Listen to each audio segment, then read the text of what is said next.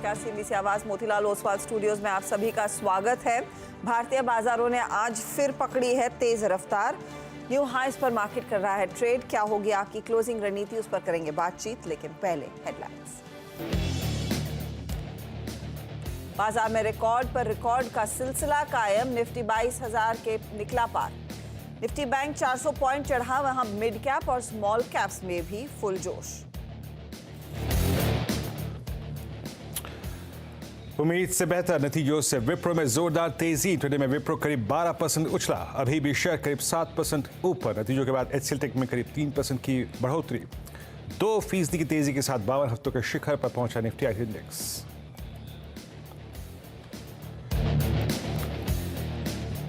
बाजार में फार्मा शेयरों में भी तगड़ी तेजी। निफ्टी फार्मा इंडेक्स 1% ऊपर 5% तेजी के साथ। और बिंदो ग्लेनमार्क वायदा के टॉप 5 गेनर्स में शामिल। वहीं ग्रैन्यूल्स, मेट्रोपोलिस जैसे स्टॉक्स भी भागे।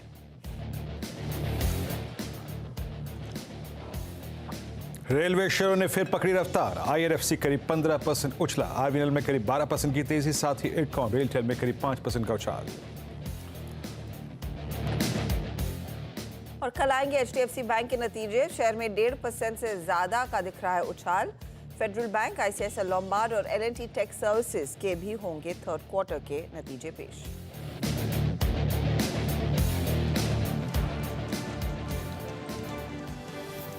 स्वागत है आप सभी का। आप देख रहे हैं कमाई का अड्डा। मैं हूं हर्षदा और मेरे साथ दिल्ली से वीरू जुड़ते हुए।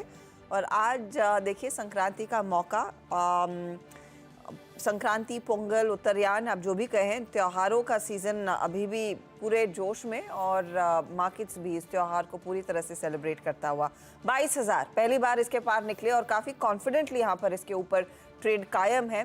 सिर्फ निफ्टी ही नहीं, आप निफ्टी बैंक की चाल देखें, वो भी 400 पॉइंट ऊपर। मिड कैप्स की तरफ से भी अच्छा खासा योगदान। भले ही एडवांस डिक्लाइन रेशो 1:1 हो, यानी कि बढ़ने वालों के सामने गिरने वाले शेयरों की भी संख्या ज़्यादा है, लेकिन आज मूड मोमेंटम काफ़ी तगड़ा। तो सवाल यही, Veeru, 22,081 I think day high था, उसके आसपास ही क्लोजिंग की तैयारी होनी चाहिए। बिल्कुल हर्षदा, गुड आफ्टरनून। और बिल्कुल देखिए हर्षदा, मोमेंटम है। और जिस चीज़ की कमी, देखिए शुक्रवार को कमी कुछ नहीं थी। निफ्टी आईटी ऑल टाइम मतलब 52 हफ्तों के हाई पे था, स्ट्रॉन्ग मूव था, लेकिन बैकफुट पे बैंक निफ्टी का थोड़ा सा खल रहा था जो आना था। आज सुबह मेरी अप्रोच थी, देखिए इट्स ऑल अबाउट मोमेंटम। ये मोमेंटम है और इस पर आप इफ्स एंड बट्स नहीं कह सकते हर्षदा। लेवल था, या तो हम डिप को बाय करेंगे, any dip towards basement, screen पे बेस लिखाइएगा प्लीज। एडमायर करने लायक वो लेवल अभी भी होंगे, क्योंकि अभी हमें ये क्लोजिंग यहाँ पे नहीं मिली है, याद रखिएगा। अभी ये हमें क्लोजिंग यहाँ नहीं मिली है, सिर्फ अभी हम इंट्राडे में फ्लोट कर रहे हैं यहाँ पर। सुबह हर्षदा लेवल्स जो थे, डॉक्टर साहब अगर आप रख रहे हैं तो बता दीजिएगा। बाकी 21,831, 21,831 यहाँ तक के किसी भी डिप को खरीदेंगे अगर बाजार डिप दे रहा है तो। और इवन 21,777 तक, ठीक है।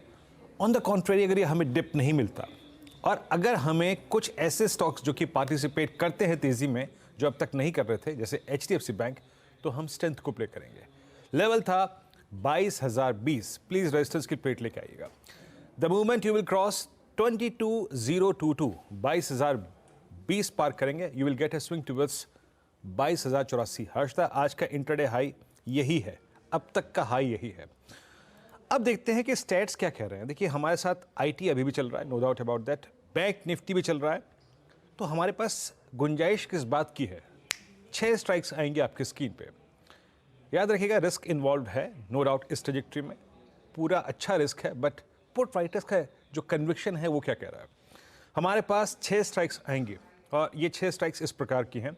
ये देखिए, बहुत बड़े कॉल राइटर्स विजिबल नहीं है। अगर आप इनके कंपैरिजन में हर्षदा पुट राइटर्स के कन्विक्शन को देखें, देखिए हमारा डिप आया इनिशियली और वो डिप था करीब करीब 21,960 तक का, बट स्टिल 22,000 के पुट में आउटस्टैंडिंग वाई 95 लाख पहुंच गया। दैट्स अ मैक्सिमम आउटस्टैंडिंग ओवाई किसी भी नियरेस्ट स्ट्राइक का।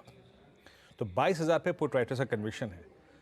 एक सुबह के ट्रेड पे आपको प्रॉफिट मिला तो ठीक है, अदरवाइज याद रखिएगा इस ट्रेड पर आपको एक स्विंग और मिल सकता है। कहां तक का? और वो स्विंग है करीब करीब 22,136 और 22,186 तक का स्विंग मिल सकता है इन स्टेट्स के मुताबिक। हमें सुबह तक का जो डिप था यानी 21,967-60 वहां तक के डिप को हमेशा बाय करना पड़ेगा। अभी लॉन्ग है तो रखिए। The moment you will cross 22,084 22,084 आप जब पार करेंगे आपको स्विंग ऊपर की तरफ 22,134 186 तक मिल सकता है।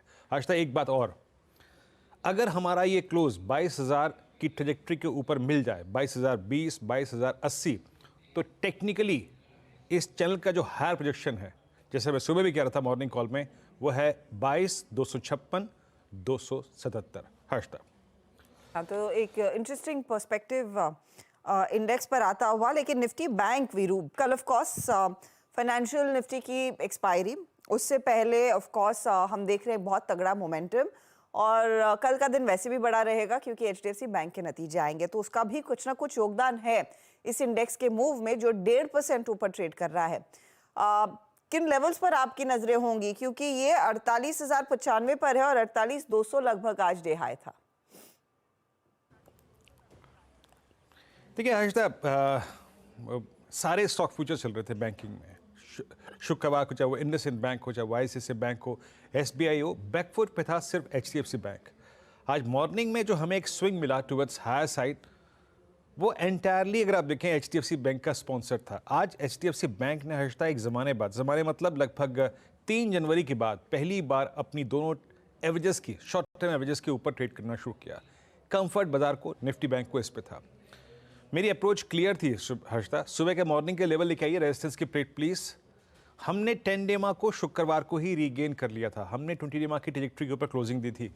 The moment you will bisect 47908 47,908 जैसे ही कटेगा आप 48,080 और उसके बाद 261 तक का स्विंग देखेंगे। आइए देखते हैं कि स्टैट्स वो है कि नहीं है, पुट राइटर्स के पास कन्विक्शन है कि नहीं। हम 48,111 पे ट्रेड कर रहे हैं। 22,48,000 की कॉल का प्रीवियस क्लोज का आउटस्टैंडिंग वाई था। अब देखिए 48,000 पे आउटस्टैंडिंग वाई पहुंच गया करीब 40 लाख, ऑलमोस्ट ट्वाइस, दुगुना। और कॉल राइटर्स के पास in comparison to put writers conviction कम नजर आ रहा है। तो Harshada, keep your finger crossed, stay long, buy any dip towards 47920। इस प्राइस पर भी लॉन्ग रहना है। और याद रखिएगा, मेरे को लगता है we will get a swing towards 48,261 48,437 on the higher side. ज्यादा कन्विक्शन हर्षदा आज बैंक निफ्टी पर। कन्विक्शन निफ्टी बैंक में ज्यादा तेजी, ज्यादा एक्शन बनता दिखाई दे रहा है। अब 408 पॉइंट ऊपर ये इंडेक्स। चले आपके लिए कुछ ट्रेंडिंग काउंटर स्क्रीन पर लेकर आते हैं। ऐसे स्टॉक्स जहां पर हमने देखा एक मोमेंटम सुबह से ही है और काफ़ी इंटरेस्टिंग मूव्स आपको दिखाई दिए हैं। टेक्नोलॉजी का जो फ्लेवर पिछले हफ्ते पिकअप हुआ है वो अभी कायम है। 7% का इजाफा विप्रो के नंबर्स के बाद। एचसीएल टेक मैनेजमेंट कमेंट्री मजबूत, 3% ऊपर ये काउंटर भी। नतीजे हमने देखा है बाय फार चौके छक्के वाले रहे हैं। टेक महिंद्रा भी, अब लोगों की उम्मीदें देखिए बढ़ रही है क्योंकि ये अगली कंपनी होगी एलटीआई माइंट्री के बाद जो अपने नतीजे पेश करेगी। और ओएनजीसी में भी आज हमने देखा एक अच्छा खासा फ्लेवर तेजी का बना है। ये ऑफ कोर्स ट्रिकल कर रहा है ओएफएसएस में भी। आज फार्मा कंपनियों का दिन तेजी में। ग्लेनमार्क, औरोबिंदो, ग्रैन्यूल्स, नॉर्मली ये काउंटर्स बैकफुट पर रहते हैं जब पूरा मार्केट पार्टिसिपेट कर रहा होता है क्योंकि इन्हें हम डिफेंसिव मानते हैं, लेकिन इनका भी इक्वल योगदान है इस तेजी में। क्या लड़खड़ाया है वो है एचडीएफसी लाइफ 3.5% नीचे, बजाज फाइनेंस 2.25% नीचे। आयशर, हिंडाल्को जैसे स्टॉक्स में हम देख रहे हैं कुछ करेक्शन देखने को मिला है। Exide, TVS Motor, Dixon Tech, Sun TV, ये दूसरे कुछ ट्रेड्स हैं जहां पर बिकवाली का दबाव बन रहा है। एक स्टॉक आपको दिखा देते हैं, फिलिप्स कार्बन ब्लैक का पीसीबीएल। नतीजे अच्छे रहे हैं, EBITDA में 70% तक की तेजी बनती दिखाई दी और इसीलिए आप टिकर पर नोटिस कर रहे होंगे करीब 4% के गेन्स वहां पर भी देखने को मिल रहे हैं। तो नंबर्स के लिहाज से जहां पर भी आउट परफॉर्मेंस देखी जा रही है वो स्टॉक्स रैली कर रहे हैं। ये आपके सामने पीसीबीएल का शेयर। चलिए हमारे जानकारों को जोड़ना शुरू करते हैं, उनसे पूछेंगे इस समय का ट्रेड किन स्टॉक्स में लिया जाए। टेक्निकल पैनल तैयार है और हमारे फंडामेंटल एक्सपर्ट भी शरद अवस्थी से जानेंगे फंडामेंटल नजरिया इस मार्केट का। फिर गावा साहब, मानस जायसवाल, रचना वैद्य, शिल्पा राउत, राजेश पालवे और शिवांगी शारदा हमारे साथ जुड़ेंगी। 2:25 पर सुमित से समझेंगे कि एचडीएफसी बैंक के नतीजे कैसे रह सकते हैं। इनफैक्ट इस सेक्टर पर एक्सिस सिक्योरिटीज़ के एक और जानकार जुड़ने वाले हैं, उनसे भी बातचीत होगी। फिर ऑफ कोर्स आज रेलवे कंपनियों में जो जोश देखने को मिला है उसमें आईआरएफसी क्यों इतना भाग रहा है, ओवरऑल क्या एक्शन बना है, उस पर बातचीत करेंगे। 250 पर मार्केट बिग वॉइस में एम्बिट एसेट मैनेजमेंट के सीईओ सुशांत भंसाली हमारा साथ देंगे। फिर of course BTST trades, STBT dealing room का जायजा और मार्केट क्लोज की तरफ बढ़ेंगे। जी हाँ, तो ये क्रम है आज हमारा कमाई का अड्डा का। आइए अब यहाँ पे कॉल्स लेनी शुरू करते हैं। क्रम आपकी स्क्रीन पे था ही। प्रकाश, गुड आफ्टरनून। आपका कन्विक्शन ट्रेड इस वक्त का? Good afternoon. कन्विक्शन ट्रेड इस वक्त का है डिफेंसिव बेट, या क्योंकि ये डिफेंसिव इसलिए क्योंकि बेस बन रहा है। स्टॉक का नाम है मारुति। मारुति का ट्रेड करा है 10,045 पर, जो बेस लगता है, बेस बन रहा है करीब 7 दिनों से। स्ट्रॉन्ग सपोर्ट जोन 10,000 का है, उसके नीचे ही स्टॉप लगा देना चाहिए। अपसाइड जो टारगेट है 10,200, ये आज और कल में आ जाने चाहिए। मारुति बाय। आज एमएनएम वाले जो हैं वो मारुति पिक कर रहे हैं, तो आपको वेटेज देनी पड़ेगी। ओके मानस, गुड आफ्टरनून। आपका ट्रेड क्या रहेगा? जी तो देखिए बीएल में खरीदारी करने की राय रहेगी। एक ब्लैक पैटर्न का ब्रेकआउट हुआ है यहाँ पर करीब 10-12 दिनों के कंसोलिडेशन के बाद प्राइस ब्रेकआउट देखने को मिला है और वहां पर काफी बेहतर वॉल्यूम देखने को मिले हैं। तो बीएल में खरीदारी करेंगे, करंट लेवल्स पे खरीदारी करिए। 185 के स्टॉप लॉसेस लगा के 197 तक के टारगेट्स आपको देखने को मिल सकते हैं। ये कैश लेवल्स हैं। 190 वाला कॉल ऑप्शन लिया जा सकता है। ₹5.40 के भाव है, वहां पर आप खरीदारी करिए। ₹4 के नीचे स्टॉप लॉस लगा के ₹8.5 के टारगेट आप 190 के कॉल ऑप्शन में भी सेट कर सकते हैं। ओके 190 का कॉल लेकर चले। आइदर वेज तेजी का ही ट्रेड है। यहाँ पर एक अच्छा खासा मोमेंटम देखा जाएगा। शिल्पा जी, गुड आफ्टरनून। बताइए आपका ट्रेड। Afternoon everyone. मेरा अभी का ट्रेड रहेगा कॉनकॉर में। कॉनकॉर फ्यूचर्स अराउंड 907 ट्रेड कर रहा है। यहाँ पे 898 का स्टॉप लॉस आप मेंटेन कीजिए। टारगेट्स ऑफ 925 से 930। किसी को ऑप्शंस के थ्रू ट्रेड करना है तो आप 920 का कॉल ऑप्शन भी ले सकते हैं, जो रफली अभी ₹18 के अराउंड ट्रेड कर रहा है। स्टॉप लॉस आप एज पर फ्यूचर मेंटेन कीजिए। मुझे लगता है यहाँ पे अच्छे गेन्स आएंगे। कॉनकॉर में एक ट्रेड क्लियरली आ रहा है। 920 का कॉल लेने की सलाह शिल्पा जी की है। रचना जी भी जुड़ गई है, राइट? रचना जी, गुड आफ्टरनून। बताइए क्या ट्रेड लिया? जी गुड आफ्टरनून। और मेरी तरफ से जो ट्रेड इस वक्त रहेगा वो रहेगा रिलायंस के फ्यूचर्स। रिलायंस में मेरे हिसाब से हम बहुत जल्दी 2800 को क्रॉस करने जा रहे हैं। फिलहाल वी आर एट 2779, तो यहाँ पे इसमें बाइंग करनी चाहिए। एंड 2760 पे एसएल लगा के पहला टारगेट 2800 होना चाहिए, and then next target could be 2820। Okay Reliance आपकी बाय कॉल है, याद रखिएगा। रिलायंस एंड ये जियो फाइनेंशियल सर्विसेज, इस समूह की दोनों ही कंपनियां अच्छा कर रही हैं। आज सुबह बात भी हुई थी, स्टॉक्स इन न्यूज़ में हर्षद ने बताया भी था। लेकिन एक याद रखिएगा, since it's a buy call on Reliance, इस चैनल का स्वामित्व प्रबंधन रिलायंस इंडस्ट्रीज होल्ड करते हैं। कोई भी राय अगर बाय साइड पे है, प्लीज़ एक निजी राय ज़रूर इंक्लूड करें। मीनवाइल इस बीच रिलायंस, जैसे कि रचना जी ने कहा, प्लस एचडीएफसी बैंक लेके आइएगा एक बार। 2 स्टॉक्स ये इस वक्त डे हाई की ट्रैजेक्टरी में ट्रेड करते हुए, इसका जो एडवांटेज है वो इंडस्ट्रीज को मिलता हुआ। शरद, गुड आफ्टरनून। शरद, इस अर्निंग सीजन को आप देख ही रहे हैं और प्रवाह जारी है शुरुआती दौर का। आपका कन्विक्शन ट्रेड क्या है इस वक्त का, मतलब बाय कॉल या सेल कॉल जो भी है इस वक्त?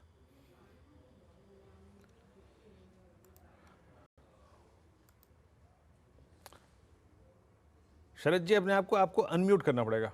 अनम्यूट करिए, अनम्यूट।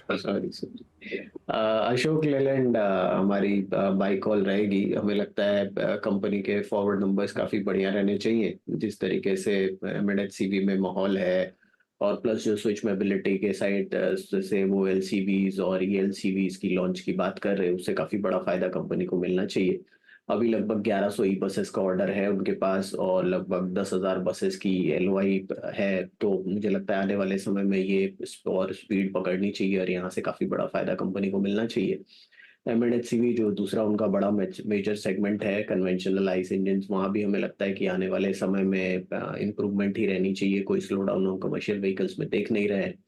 तो ये दोनों ट्रिगर मिला के, इसके अलावा कंपनी नॉर्थ ईस्ट में, जहां अभी तक कंपनी की प्रेजेंस थोड़ी कम थी नॉर्थ और ईस्ट में, वहां कंपनी अपनी प्रेजेंस बढ़ा रही है, तो उसका भी फायदा आने वाले समय में दिखना चाहिए।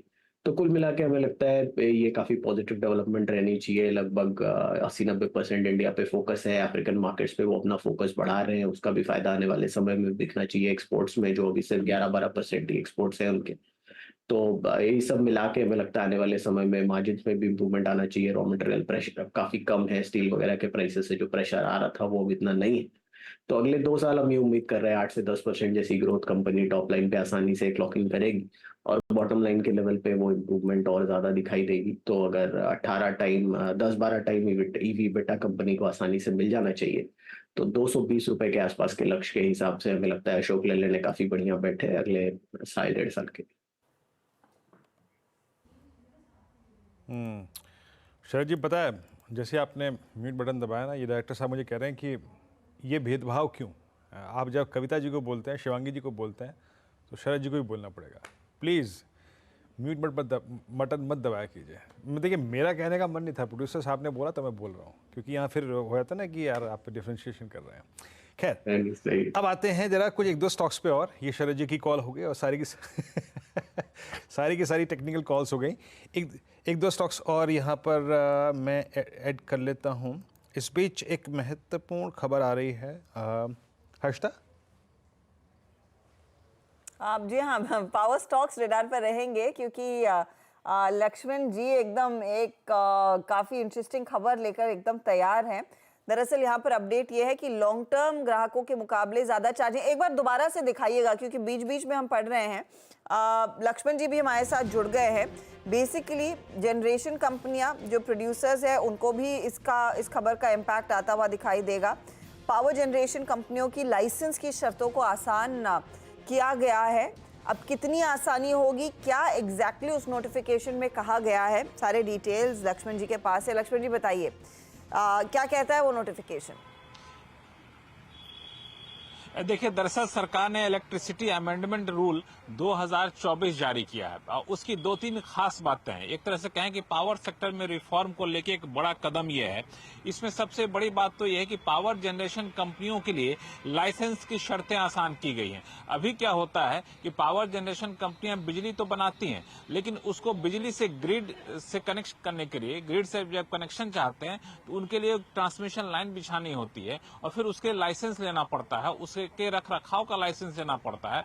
अब इस नए नियम के तहत ये कहा गया कि आपको ग्रिड कनेक्शन के लिए जो ट्रांसमिशन लाइन आप बिछाएंगे उसके लिए आपको कोई लाइसेंस लेने की जरूरत नहीं होगी। आपको सिर्फ और सिर्फ उसके जो शर्तें हैं, जो क्वालिटी है, जो मानक है, उसको पूरा करना पड़ेगा, अलग से आपको लाइसेंस लेनी नहीं पड़ेगी।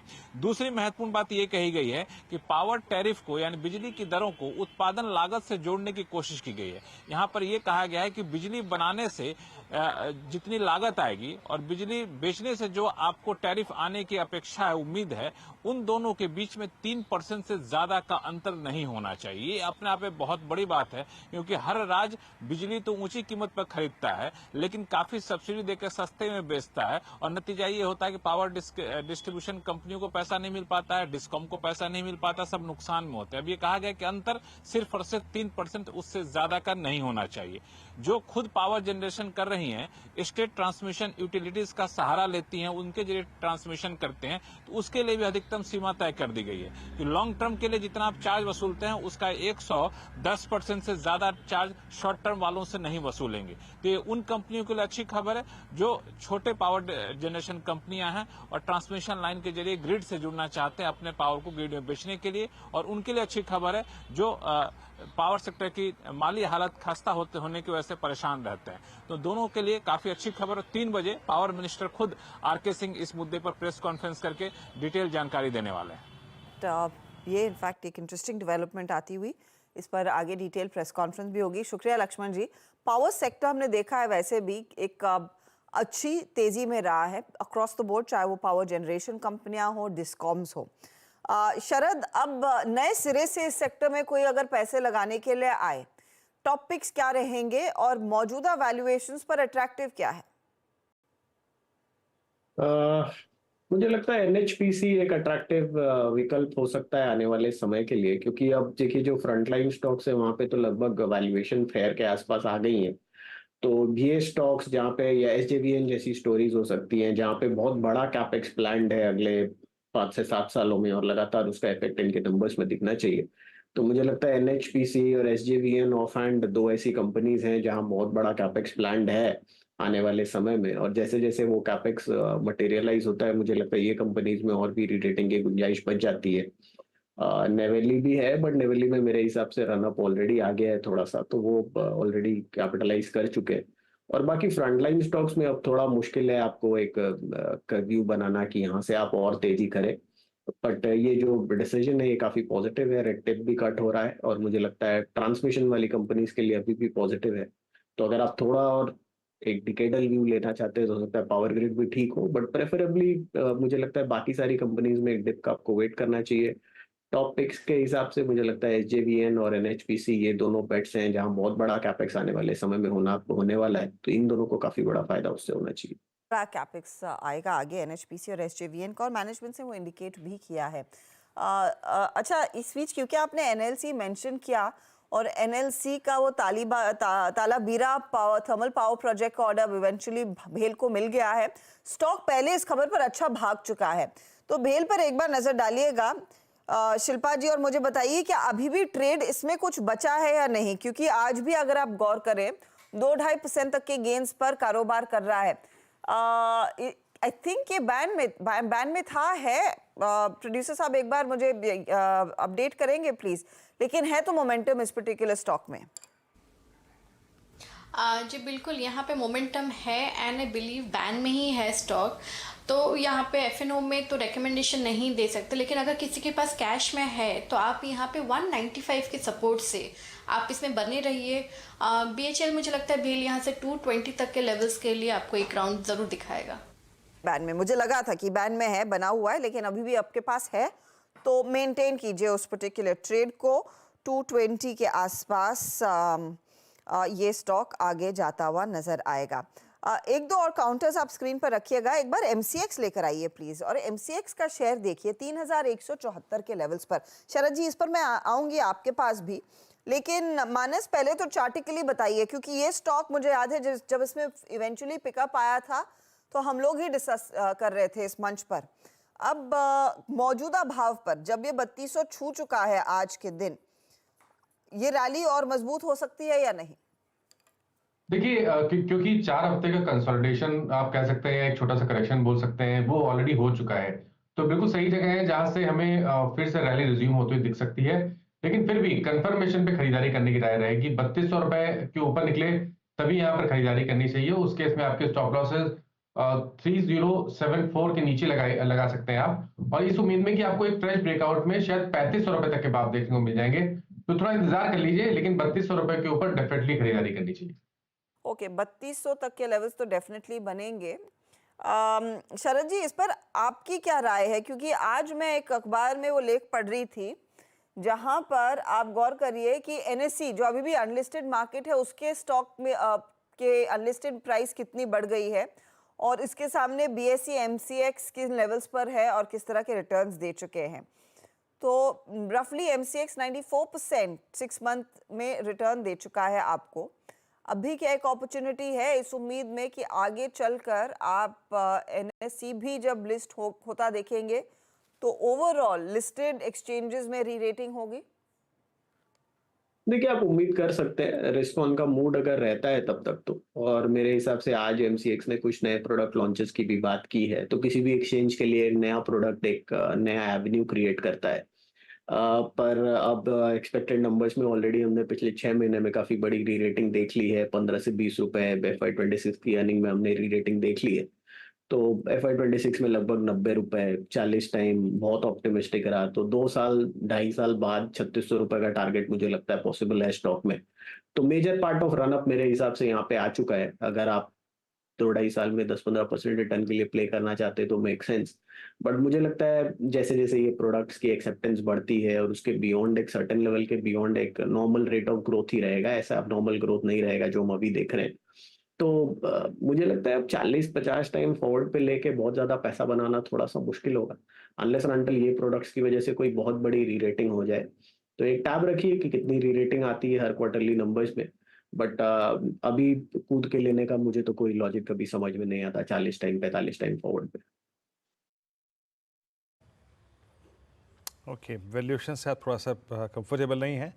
मीनवाइल रिलायंस जो है वो अपने करियर के हाई पर आता हुआ, हालांकि देखिए मॉर्निंग की भी जो ट्रजेक्टरी थी वो हाई थी, बट इट्स 2780 सिंस ये रचना जी की कॉल थी, ये डे हाई पर आता हुआ, मतलब 2:03 पे ये कॉल जब स्क्रीन पे गई थी तब का प्राइस और अब के प्राइस में एक अच्छा अंतर आया है। करीब 10 रुपये का स्विंग इसमें ऑलरेडी आ चुका है। निफ्टी को उसका एडवांटेज मिलता हुआ, और वो जो निफ्टी और बैंक निफ्टी में जो डिफरेंशियल है इस वक्त वो प्ले करता हुआ, वो भरता हुआ रिलायंस। मीनवाइल टेलीकॉम में ही भारती को देखिए, एक बार आपके स्क्रीन पे आएगा, ये भी डे हाई पर आता हुआ, समहाउ मोर और लेस यही स्ट्रक्चर है।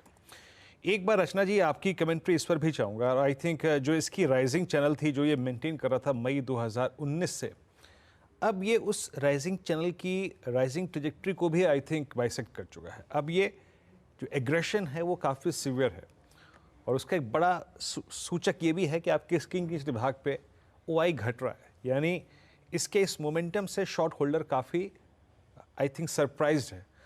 आपका व्यू इस वक्त भारती पर रचना जी? जी बिल्कुल। मैं भारती पे भी तभी स्टडी कर रही थी जब मैंने रिलायंस मेंशन किया, दोनों साथ साथ हाईज मार रहे थे। तो यहाँ पे ऑलरेडी 2 दिन से बहुत स्ट्रॉन्ग मोमेंटम बना हुआ है, तो एक्सट्रीम शॉर्ट टर्म प्लेयर्स को तो वहीं पे एक शॉर्ट साइड पे अगर वो लोग कैरी करके बैठे होंगे तो तभी फटका लगा होगा जब उसने एकदम शार्प टर्न मारा, विच वाज ऑन फ्राइडे। तो यहाँ पे डेफिनेटली कवरिंग हुई है और थोड़ा मोमेंटम और इसमें कंटिन्यू होना चाहिए, जो इस काउंटर को 1105 की तरफ लेके जा सकता है फ्यूचर्स। तो यहाँ से करीब करीब 10 रुपीज का फर्दर मूव अवेलेबल है जिसके लिए प्ले किया जा सकता है, एंड 1090 का एक स्ट्रिक्ट स्टॉप लॉस मेंटेन करना चाहिए। ओके, अच्छा ये हो गया आपका भारती एयरटेल। नाउ आप पूरे के पूरे एनर्जी बास्केट के देखिए, राइट नाउ इस वक्त एनटीपीसी एट डे हाई, और एक बार आप ओएनजीसी को रखिएगा, वो भी डे हाई पर है। देखिए निफ्टी एनर्जी इंडेक्स अच्छा कर रहा है बिकॉज ऑफ रिलायंस, लेकिन अगर आप निफ्टी सीपीएससी इंडेक्स को देखें इस वक्त आपकी स्क्रीन पर डे हाई की ट्रैजेक्टरी में आता है। Look at ONGC, I mean 234, इतना एग्रेशन मेरे ख्याल से आपने इस स्टॉक में, मुझे याद नहीं आता, निकट भविष्य में आपने देखा होगा। इट्स 234। शिल्पा जी आपका व्यू? ये क्लियरली एविडेंट था कि अब इसमें जून 2015 से के बाद के परसिस्ट करते हुए सारे सप्लाई जोन क्रॉस हो गए हैं, और उस रेंज से जब इसने एग्जिट किया, मैम कोई ऑप्शन पकड़ेंगे क्या यहाँ पे इसका? बिल्कुल वीरेंद्र जी, 235 का ही कॉल ऑप्शन जो रफली 4 रुपये 80 पैसे में अभी ट्रेड कर रहा है, 5 रुपये के अराउंड, आप इसमें पार्टिसिपेट कीजिए। 2.5 रुपये का स्टॉप लॉस रखिए। मुझे लगता है यहाँ से ओएनजीसी पहले 242 से 245 के लेवल्स के लिए एक अटेम्प्ट लेगा, तो इसके हिसाब से ये ऑप्शन आपको 8 से 9 रुपये के बीच में ट्रेड करते हुए ही मिलेगा। और अगर ये 242 के ऊपर सस्टेन करता है तो मुझे लगता है देन तुरंत एक टारगेट टुवर्ड्स 250 भी आपको आते हुए मिलेगा। और जिस तरह से अग्रेसिवली स्टॉक ट्रेड कर रहा है, आई डोंट सी कि ये कोई सरप्राइज मूव रहेगा कि यहाँ से आपको और 10-12 रुपये ऊपर ट्रेड करते हुए मिले। और ऊपर जा सकता है। इनफैक्ट 9 ईयर हाइज पर ओएनजीसी चमक रहा है। बहुत तगड़ी तेजी यहाँ पर स्टॉक ने अपने नाम कर ली है। अच्छा, कुछ और पॉकेट्स ऑफ स्ट्रेंथ इस बाजार के जो अच्छे चले हैं, उसमें आपने एक हेडलाइन जब हम पढ़ रहे थे कि वायदे के टॉप गेनर्स में आज फार्मा कंपनियां भी हैं। अब ग्रैन्यूल्स देखिए, ग्लेनमार्क देखिए, ओरो फार्मा देखिए, इनमें एक अच्छा खासा मोमेंटम देखने को मिला है। ग्रैन्यूल्स की हम बात भी कर रहे थे, आई थिंक आज खिलाड़ी नंबर 1 में भी ये रेकमेंड किया गया था। मोमेंटम जोरदार रहा है।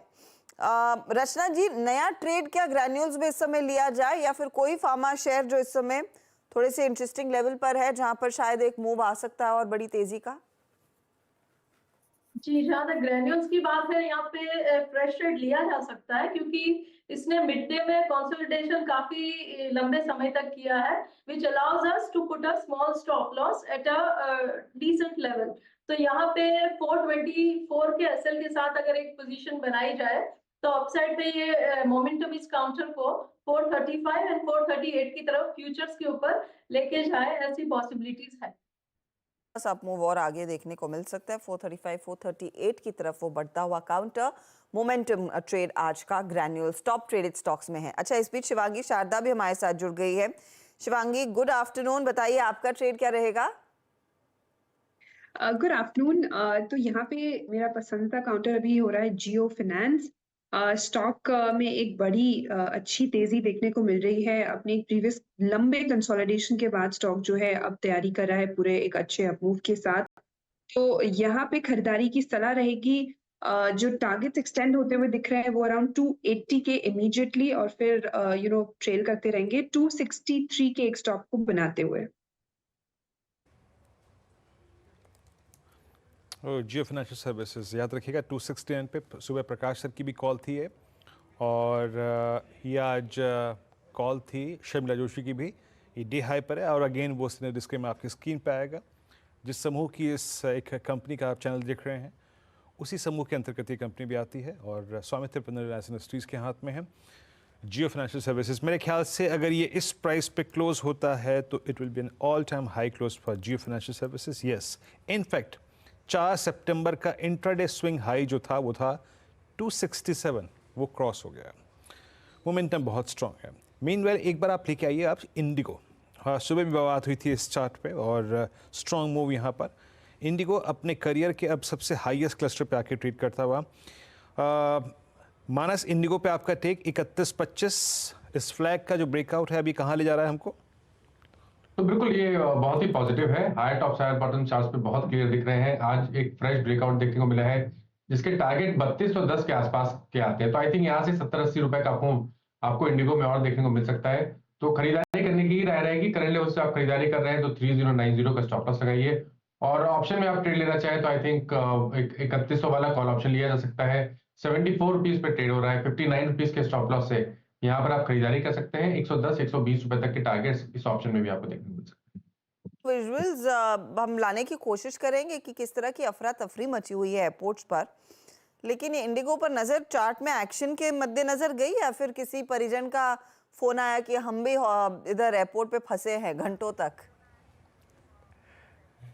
नहीं, मैं एक्चुअली मेरे को मुंबई आना था ना हर्षता, मैंने भी बड़े घबराते फ्लाइट बुक कराई। मैंने हालांकि इंडिगो की नहीं ली फ्लाइट, पर बड़ी अफरा तफरी है हर्षता। और हालांकि ये वो जो एक इंसिडेंट हुआ है ना उसके बाद भी थोड़ा सा है, और बाकी जो इंजन्स के चलते जो ग्राउंडेड है ना इनके प्लेन्स, मेरे ख्याल से हर्षता इस चक्कर प्रैट विटनी का जो इशू चल रहा है। बट वो जो इंसिडेंट हुआ ना हर्षता, वो भी पर वो जो इंसिडेंट हुआ वो देख के बहुत बुरा लगा। मेरा मन आज सुबह से बड़ा विचलित है। जो वो हुआ ना एयरक्राफ्ट के अंदर, जो आपने कमांडर पे आई थिंक उन्होंने असॉल्ट किया, बहुत खराब इंसिडेंट था वो। ऐसा नहीं होना चाहिए कभी। उल्टी मुसीबत तो उन्हीं पे पड़ गई ना जिन्होंने भी ऐसी बदतमीजी या फिर बदसलूकी की, उनको भी फिर फाइनली ले ही गए थे। लेकिन हाँ, अच्छा वीरू, आप ना अगर एक मे भी शरद इस पर और बोलेंगे। शरद, ये आपको याद है ये अभी जो बोइंग 747 का हुआ था, वो एक विमान जो गड़बड़ाया उसके बाद एयरलाइन स्टॉक्स की फिर से धज्जियां उड़ गई थी। ये इंटरग्लोब एविएशन, हमारी पब्लिक बड़ी मैच्योर है आई थिंक। ऐसे नीजक रिएक्शंस नहीं आते इन स्टॉक्स में इस तरह के मामलों में जहां पर आपकी हज़ारों फ्लाइटें डिले चल रही है, और इंटरग्लोब एविएशन के साथ स्पेशली इस वीकेंड में बड़ी सारी दिक्कत हुई है। देखिए, ब्रॉडली ये सारे इवेंट्स तो किसी भी इंडस्ट्री में आप ऑपरेट करते हैं, खास करके सर्विस इंडस्ट्री ओरिएंटेड, तो वहाँ ऐसे चैलेंजेस तो आते रहेंगे। और इंडिगो के संग मुझे लगता है अब ग्रेजुअली ये एक्सपेक्टेशन है कि जैसे जैसे उनके जो नए विमान के ऑर्डर्स हैं वो जैसे जैसे सिस्टम में आते हैं, जो हर क्वार्टर लगभग एडिशन होती रहेगी, उसका फायदा इनको रहेगा। तो एक टाइम पे काफी सबड्यूड था, मोस्ट प्रोबेबली शायद जो मैनेजमेंट इश्यूज का ओवरहैंग था वो भी काफी हद तक एब्सॉल्व हो गया है। और आज के दिन अगर आप एयरलाइन स्टॉक्स या एयरलाइन स्पेस पे बेट करना चाहते हैं तो इंडिगो से बेहतर विकल्प आपके पास इस देश में बहुत सारे हैं भी नहीं, क्योंकि एयर इंडिया दूसरा बड़ा प्लेयर है, वो लिस्टेड नहीं है, और इंडिगो के अलावा दूसरा कोई बढ़िया विकल्प रह नहीं जाता है। तो मुझे लगता है अगर आप एलोकेशन सोच रहे हैं स्पेस में तो इंडिगो आपके लिए टॉप बेट हो जाती है। और पिछले 5-10 सालों में ट्रैक रिकॉर्ड भी काफी शानदार रहा है कंपनी का, जिस तरीके के नंबर्स आए हैं। तो छोटी मोटी दिक्कतें इस टाइप की देखिए आती रहेंगी, लेकिन मुझे लगता है इनके लिए बड़ा ट्रिगर है कि जो नई फ्लीट में इनके जो प्लेन्स ऐड हो रहे हैं वो एक काफी बड़ा ट्रिगर है इनके लिए। और जैसे जैसे वो फ्लीट्स में ऐड होते हैं और उनके नंबर्स ऐड अप होते हैं वो इनके लिए काफ़ी पॉजिटिव रहेगा। मैक्रो साइड पे ट्रैफिक पैसेंजर काउंट में कोई कमी आ नहीं रही है। जहाँ तक वेदर वाली प्रॉब्लम है वो तो हर साल का एक फिनोमिनन है और रहेगा। लेकिन इसके अलावा मुझे लगता है तेल के प्राइसेस भी इनके लिए काफ़ी बड़ा ट्रिगर है, वो भी काफ़ी नीचे रहने चाहिए या सबड्यूड रहने चाहिए, तो वो भी इनके लिए काफ़ी बड़ा फ़ायदे की चीज़ है। तो अर्निंग्स में जो ट्रैजेक्टरी है वो काफ़ी स्ट्रॉन्ग रह सकती है और बाज़ार मेरे हिसाब से उसी को डिस्काउंट कर रहा है। इंटेग्रो एविएशन 3117 पे आके ट्रेड करता हुआ, it's an all time high. इस बीच हमारे साथ राजेश पालविया मौजूद हैं एक्सिस सिक्योरिटीज से। राजेश, गुड आफ्टरनून, आपका ट्रेड इस वक्त? Good afternoon Viren ji, good afternoon everyone. So trade रहेगा फार्मा स्पेस से और हमें लगता है अरविंदो फार्मा को यहाँ पे बाय किया जा सकता है। एक क्लियर आउट परफॉर्मिंग स्टॉक है और जिस तरीके से स्टॉक ने पिछले 3-4 सेशन का एक कंसोलिडेशन रेंज का ब्रेकआउट वापस से दिया है, हमें लगता है अरविंदो फार्मा फर्दर यहाँ से तेजी एक्सटेंड करेगा। तो एक्सपेक्ट कर रहे हैं इसमें टारगेट हम 1180 1190 की तरफ स्टॉप लॉस रखेंगे। करीब 1135 का जो दूसरा स्टॉक पसंद आ रहा है वो है ओएनजीसी। यहाँ पे भी एक क्लियर आउट परफॉर्मेंस है और जिस तरीके से ये सेक्टर ही एक अच्छा मोमेंटम कंटिन्यू करते हुए दिख रहा है, ओएनजीसी को यहाँ से अभी भी लॉन्ग साइड के ट्रेड को हम यहाँ पे लेने की सलाह देंगे। अपसाइड में हमें लगता है ओएनजीसी फ्यूचर में जो टारगेट बन सकते हैं वो होना चाहिए करीब 250 की तरफ। स्टॉप लॉस होगा करीब 228 के आसपास। ओके, तो ओएनजीसी में एक अच्छी खासी अपॉर्चुनिटी, और कुछ देर पहले हम इसी को वैसे कर रहे थे डिस्कस। चलिए अब एक बार निफ्टी बैंक आपकी स्क्रीन पर लेकर आते हैं और फिर चर्चा को आगे बढ़ाते हैं। 322 अंकों की तेजी निफ्टी बैंक इस समय आराम से कर रहा है एंजॉय। तो 350 से 400 अंकों की बढ़त के बीच ही दरअसल वो ट्रेड बना हुआ है। अच्छा, by the way HUL radar पर रखिएगा क्योंकि वो लगभग 1% भाग चुका है स्टॉक। ब्रिटानिया में भी निचले लेवल से एक अच्छी खासी रिकवरी आती हुई, और टाटा कंज्यूमर प्रोडक्ट्स इंट्राडे करीब 1.5% नीचे था, यहाँ पर अब सब 1% की गिरावट रह गई है। तो डे लो से स्टॉक में भी कुछ रिकवरी आ रही है, इस पर आएंगे। लेकिन पहले बात करते हैं बैंकिंग काउंटर्स की। एक तो रखिएगा आप स्क्रीन पर HDFC बैंक का शेयर 1665 के आसपास कर रहा है ये कारोबार। कल से दरअसल आगाज हो जाएगा बैंकिंग कंपनियों के नतीजों का। कल HDFC बैंक आएगा, फेडरल बैंक आएगा, और उसके बाद ऑफ कोर्स हम देखेंगे वो बाकी कंपनियां भी अपने नंबर्स करेंगी पेश। अब क्या एक्सपेक्ट कर रहा है मार्केट HDFC बैंक से पहले, और साथ ही साथ ओवरऑल ये Q3 वाला क्वार्टर बैंकों के लिए कैसा रहा है, जहां पर कॉस्ट ऑफ फंड्स थोड़े से बड़े हैं, इसका असर मार्जिन्स पर क्या रहा है, और ओवरऑल डिपॉजिट्स पर सिचुएशन क्या बनती दिखाई दे रही है, कैसे प्लेस्ड हैं बैंक से, सब पर बातचीत होगी। पहले तो सुमित को जोड़ लेंगे जो आपको बताएंगे स्पेसिफिकली HDFC बैंक में क्या एक्सपेक्ट किया जाए, और साथ ही साथ फिर हमारे साथ ज्ञानंद वैद्य जुड़ रहे हैं एक्सिस के, और उनसे बात करेंगे कि सेक्टर से क्या एक्सपेक्टेड है। ज्ञानंद हमारे साथ है, तो पहले एक फटाफट से ज्ञानंदा मैं आपके पास आऊंगी। मैं सुमित से पहले पूछ लेती हूँ कि मार्केट क्या रफ एस्टिमेट लगा रहा है HDFC बैंक पर, कंसिडरिंग वो स्टॉक आज 1.5% ऊपर है। बताइए सुमित। देखिए ऑलरेडी Q3 के तो कुछ अपडेट आ ही चुके हैं। तो कासा रेशियो 37-37.5% के आसपास, कासा पर ब्रांच 103 करोड़ रुपए के आसपास, ये ऑलरेडी वो मेंशन कर चुके हैं अपने Q3 के बिजनेस अपडेट्स के अंदर। लेकिन एक मोटा एस्टिमेट कह रहा है करीब 29,000 करोड़ रुपए के आसपास के NII का नंबर रहेगा, जो कि 22-22,500 करोड़ रुपए के सामने आएगा YOY बेसिस पर। ऑपरेटिंग प्रॉफिट यानी प्री ऑपरेशनल प्रॉफिट जो रहता है 24,000 करोड़ रुपए का नंबर रहेगा, 19,000 करोड़ रुपए के सामने नंबर आता हुआ दिखाई पड़ेगा। 16,240 करोड़ रुपए एक एस्टिमेट मोती का मान रहा है कि करीब 12,260 करोड़ रुपए के सामने ये प्रॉफिट का नंबर होगा। ग्रॉस NPA 1.3, फ्लैट साइड पे नेट NPA भी करीब 0.4% के आसपास Q-on-Q बेसिस पे रहने का अनुमान है। और जो असेट क्वालिटी है, क्योंकि अब नए मर्ज एंटिटी के बाद ये नंबर्स आने शुरू हो रहे हैं, तो थोड़े से स्टेबल साइड पे रहेंगे। पिछली बार थोड़ा सा वॉलेटाइल था, इस बार इसे थोड़ा स्टेबल होना शुरू हो जाएगा। बिजनेस ग्रोथ और जो अर्निंग्स को लेकर आउटलुक है सेकेंड हाफ यानी कि फाइनेंशियल ईयर के क्लोजर को लेकर, और मर्जर की सिनर्जीज को लेकर जो कामकाज है, स्पेशली हाउसिंग लोन वाले सेगमेंट को लेकर, वो कैसे आती है इसके ऊपर नजर रखनी होगी। लेकिन ओवरऑल नंबर स्टेबल होने शुरू हो गए हैं और पिछले क्वार्टर के कंपैरिजन में भी स्टेबल साइड पर आएंगे, और YOY एक अच्छी ग्रोथ की उम्मीद भी आप लगाकर चल सकते हैं। तो बेटर साइड पे नंबर HDFC बैंक के शायद आते हुए दिखाई पड़ेंगे। ओके, तो ये बात HDFC बैंक की हुई, लेकिन ज्ञानदा इस सेक्टर को काफ़ी क्लोजली ट्रैक करती हैं। ज्ञानदा, मैं स्पेसिफिक टू HDFC बैंक पर आपकी एक्सपेक्टेशंस पर आऊंगी, लेकिन आपकी एक बहुत इंटरेस्टिंग रिपोर्ट हम पढ़ रहे थे। ये बताइए, ये क्वार्टर में जहां पर कॉस्ट ऑफ फंड्स बड़े हैं, लार्जली नंबर से आपकी एक्सपेक्टेशन क्या है? सो बैंकिंग सेक्टर जो हमने अभी तक प्रोविजनल अपडेट्स देखे हैं, credit growth for the banking sector वो तो काफ़ी हेल्दी रहा है। Even x HDFC quarter on quarter growth काफ़ी स्ट्रॉन्ग आई है। On the margins front cost of funds तो डेफिनेटली बढ़ेगा ये क्वार्टर भी, तो मार्जिन्स पे प्रेशर तो बना रहेगा जैसे हमने first half of the year में देखा था। लेकिन वी आर एक्सपेक्टिंग कि ये क्वार्टर में जो क्वांटम ऑफ मार्जिन कंप्रेशन है वो स्लाइटली थोड़ा कम रह सकता है then what we saw in the previous quarter. तो फॉर हमारे कवरेज में जो बैंक्स है उनके हमारा अनुमान है कि 5 to 20 बेसिस पॉइंट्स तक का मार्जिन कंप्रेशन दिख सकता है ये क्वार्टर में। क्या ये सिर्फ इसी क्वार्टर की कहानी है या फिर ये आगे और पर्कोलेट करेगा और ये मार्जिन प्रेशर आगे बढ़ता हुआ दिखाई देगा? क्योंकि आपको याद होगा पिछले क्वार्टर यही चर्चा हो रही थी कि परहैप्स वो बेस्ट ऑफ NIMs में जो स्केल देखने को मिला था वो दिन अब पीछे हम छोड़ रहे हैं। इस क्वार्टर ऑनवर्ड्स जो शायद प्रेशर आएगा, क्या ये बढ़ सकता है प्रेशर? बढ़ने का अनुमान नहीं है सच, बट Q4 में भी हम थोड़ा प्रेशर देख सकते हैं। सो FY24 जो हमने FY23 में पीक देखा था मार्जिन्स का, मोर और लेस ये साल में अगर पूरे साल के लिए देखा जाए तो margins largely stable on year on year basis against FY23 या फिर मार्जिनल डिक्लाइन हो सकता है बैंक्स के लिए।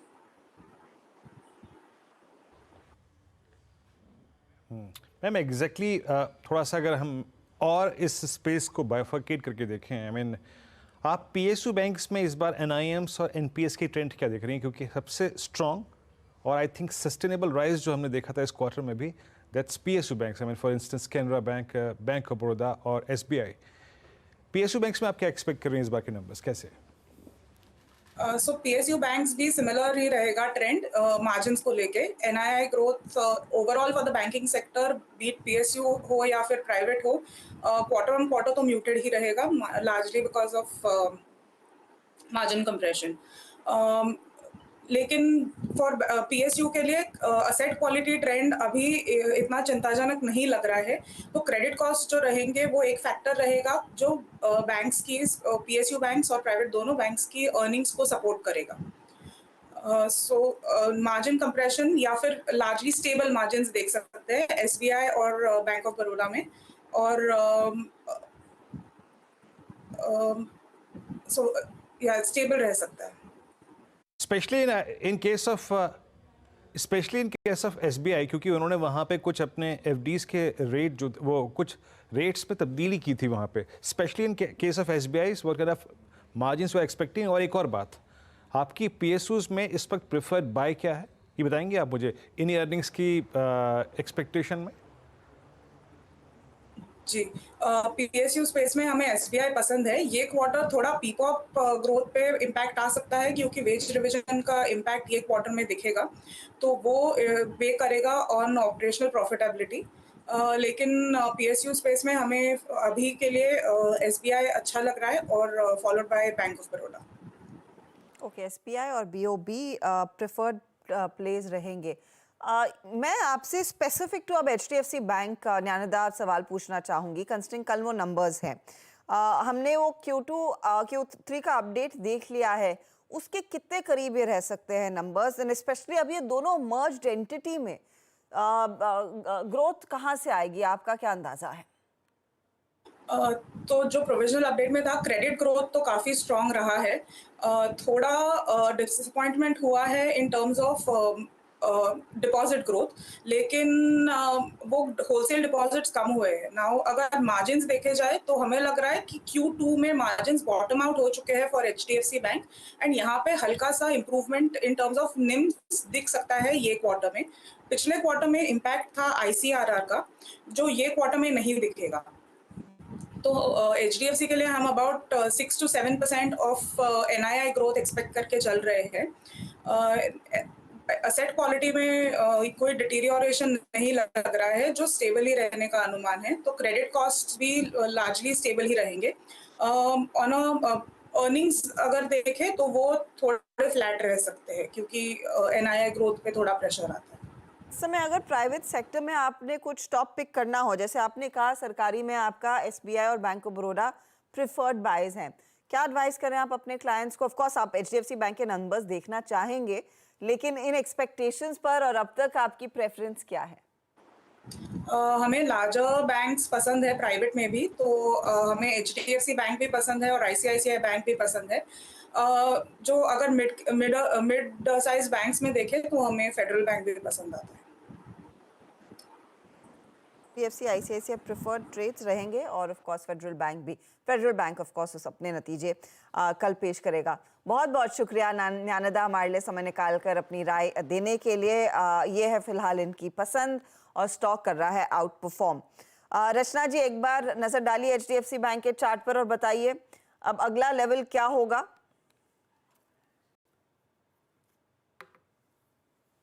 जी बिल्कुल, HDFC बैंक के चार्ट पे नजर डेफिनेटली है और मेरा ये मानना है कि यहाँ पे मुझे नहीं लग रहा कि कोई दिक्कत आनी चाहिए majorly in the numbers and all. Somehow the chart setup says कि चीजें पॉजिटिव रहनी चाहिए और मेरे हिसाब से यहाँ पे हम बहुत जल्दी 1680 को कल शायद गैप अप के साथ निकाल सकते हैं और यहाँ पे अगर 1680 निकल गया विद मॉर्निंग गैप अप तो हम बहुत ही जल्दी 1720 और 1750 की तरफ जाते हुए HDFC बैंक के फ्यूचर्स पे नजर आने चाहिए। डाउन साइड पे सपोर्ट का जो लेवल रहेगा जिस पे नजर बनी रहनी चाहिए that should be 1660 and I think things are looking positive.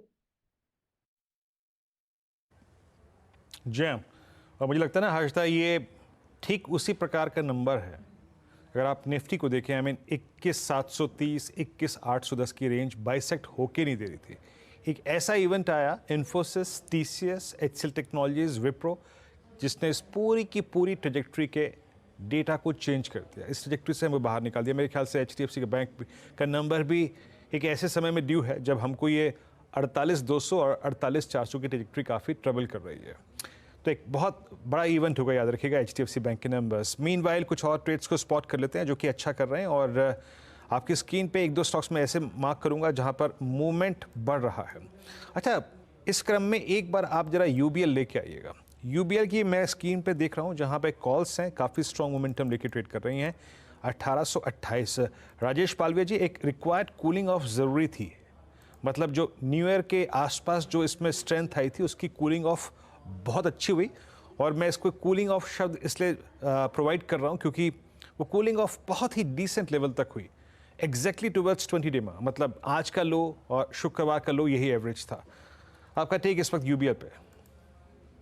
बिल्कुल एग्जैक्टली 20 डे मूविंग एवरेज तक एक करेक्टिव मूव देखा हमने पिछले 4-5 सेशन में और अब यहाँ से वापस पुल बैक का ट्रेंड बनते हुए दिख रहा है। ओवरऑल स्ट्रक्चर बुलिश ही है। स्टॉक में जो प्रीवियस स्विंग हाई के जो मल्टीपल सप्लाई जोन के जो ब्रेकआउट हुए थे वो ऑलरेडी इंटैक्ट है। हमें लगता है ये स्टॉक में स्ट्रेंथ कंटिन्यू रहेगी। 1770 इसके डाउन साइड के जो लेवल है वो काफी इंपॉर्टेंट है। जब तक इसके नीचे वीकली क्लोज नहीं आता है यहाँ पे लॉन्ग साइड का ट्रेड ही रखना चाहिए। अप साइड में हमें लगता है ये स्टॉक में जो नेक्स्ट टारगेट बनते हुए दिख रहा है वो करीब 1880 1900 की तरफ आते हुए दिख सकता है। तो यहाँ पे पोजीशन होल्ड करने की सलाह है और यहाँ पे स्टॉप लॉस जो रखना होंगे वो करीब होंगे 1795 के आसपास। इसको ऑप्शन के थ्रू भी ट्रेड किया जा सकता है। अगर हम देखें तो स्टॉक में जिस तरीके से मोमेंटम है यहाँ पे 1820 की कॉल ऑप्शन जो कि करीब ट्रेड कर रही है 39-40 रुपीज के आसपास, ये ऑप्शन को बाय किया जा सकता है। इस ऑप्शन के टारगेट लिए जा सकते हैं करीब 55 रुपए की तरफ, 55 से 60 रुपए की तरफ। स्टॉप लॉस रखेंगे 30 रुपए के आसपास। ओके, तो ये फिलहाल आपके लिए एक अपॉर्चुनिटी UBL में दिखाई दे रही है। चलिए कुछ और स्टॉक्स की बात करते हैं और एक और स्पेस जो अच्छी खासी दौड़ी है वो है रेलवे कंपनियां। आप RVNL देखिए, IRFC देखिए, एयरकॉन देखिए, इन सारे स्टॉक्स में लगातार तेजी बनती दिखाई दी है। स्पेशली IRFC का स्टॉक 18% की जोरदार गेंस पर कर रहा है कारोबार। इस तेजी के साथ अब सब 9वीं सबसे बड़ी सरकारी कंपनी बन गई है और डेटा पॉइंट्स हॉर्मज ने निकाले हैं तो उन्हें जोड़ लेते हैं। हॉर्मज एक तरफा तेजी, एकदम बुलेट ट्रेन की तरह भागता हुआ ये काउंटर और हमने पुराना लोकोमोटिव लगाया हुआ है बट नॉनदलेस लेकिन हमारे देश की ट्रेनों ने अब तक इतनी रफ्तार नहीं पकड़ी है जितनी की रेलवे स्टॉक्स पकड़ चुके हैं। बट जिनकी आज हम, जैसे कि आपने कहा, जिसका हम जिक्र करने जा रहे हैं वो है IRFC। और ये आज की ही बात नहीं है, पिछले 5 दिनों से लगातार इस शेयर में बहुत दमदार तेजी देखने मिली है और इसी तेजी के दम पर आज IRFC का जो मार्केट कैप है वो 1,75,000 करोड़ रुपए हो चुका है, जो कि किसी भी रेलवे कंपनी का इतना मार्केट कैप नहीं है। अब जैसे कि आज स्टॉक नए शिखर पर ट्रेड कर रहा है और जैसे कि आपने कहा कि आज की तेजी के बाद IRFC देश की 9वीं सबसे बड़ी सरकारी कंपनी बन गई है। और अगर हम सरकारी और गैर सरकारी दोनों कंपनियों को जोड़ ले तो 41वीं सबसे बड़ी कंपनी जो देश की है वो IRFC है। अब IRFC का चार्ट जो है वो बड़ा दिलचस्प चार्ट है। अगर आप उसे सन 2021 से देखें, जब उसकी लिस्टिंग हुई थी, तो अगले 2 साल तक आपको एक फ्लैट लाइन के अलावा और कुछ नजर नहीं आएगा, क्योंकि उस 2 साल में उसने एक रेंज में ट्रेड करने के अलावा और कुछ नहीं किया। और वो रेंज थी उसकी IPO प्राइस जो कि 26 रुपए थी, 30 रुपए और 35 रुपए, उसी रेंज में। मगर अप्रैल 2023 से इस शेयर में जबरदस्त तेजी देखने मिली है और तब से ये तेजी जारी है। अब IPO प्राइस के मुकाबले अगर हम देखें तो शेयर 5 गुना यानी कि 400% से ज्यादा चढ़ चुका है। अब जैसे कि हमने आपसे कहा कि ये 9वीं सबसे बड़ी सरकारी कंपनी बन चुकी है, तो इस लिस्ट में सबसे चोटी पर जो नाम आता है वो है स्टेट बैंक ऑफ इंडिया। मगर स्टेट बैंक ऑफ इंडिया को पीछे छोड़ने की जो फिराक में है वो है LIC, जो कि 5.5 लाख करोड़ का मार्केट कैप उनका भी हो चुका है, मगर उसकी चर्चा हम किसी और दिन करेंगे। NTPC, ONGC, कोल इंडिया, ये नाम भी है इस सूची में। इंडियन ऑयल कॉर्पोरेशन है, पावर ग्रिड है, HAL है और अब IRFC भी इस लिस्ट में शामिल हो चुका है। मगर आज दिन है IRFC का, वक्त है IRFC का। IRFC की गाड़ी चल चुकी है और निवेशक तो यही आशा करेंगे कि ये गाड़ी कभी पटरी से ना उतरे। I completely agree. बहुत बहुत शुक्रिया हॉर्मस। बस ये रफ्तार बरकरार है। अब पहले एक जमाना था जब वो प्री बजट रन देखने को मिलता था, लेकिन इन स्टॉक्स में पूरे साल हमने देखा है बहुत तगड़े गेन्स बनते दिखाई दिए हैं और 15% का इजाफा इस समय। तो मानस, मैं आप ही के पास आ रही हूँ, बताइए अब 130 पर ये स्टॉक खरीदा जाए या नहीं?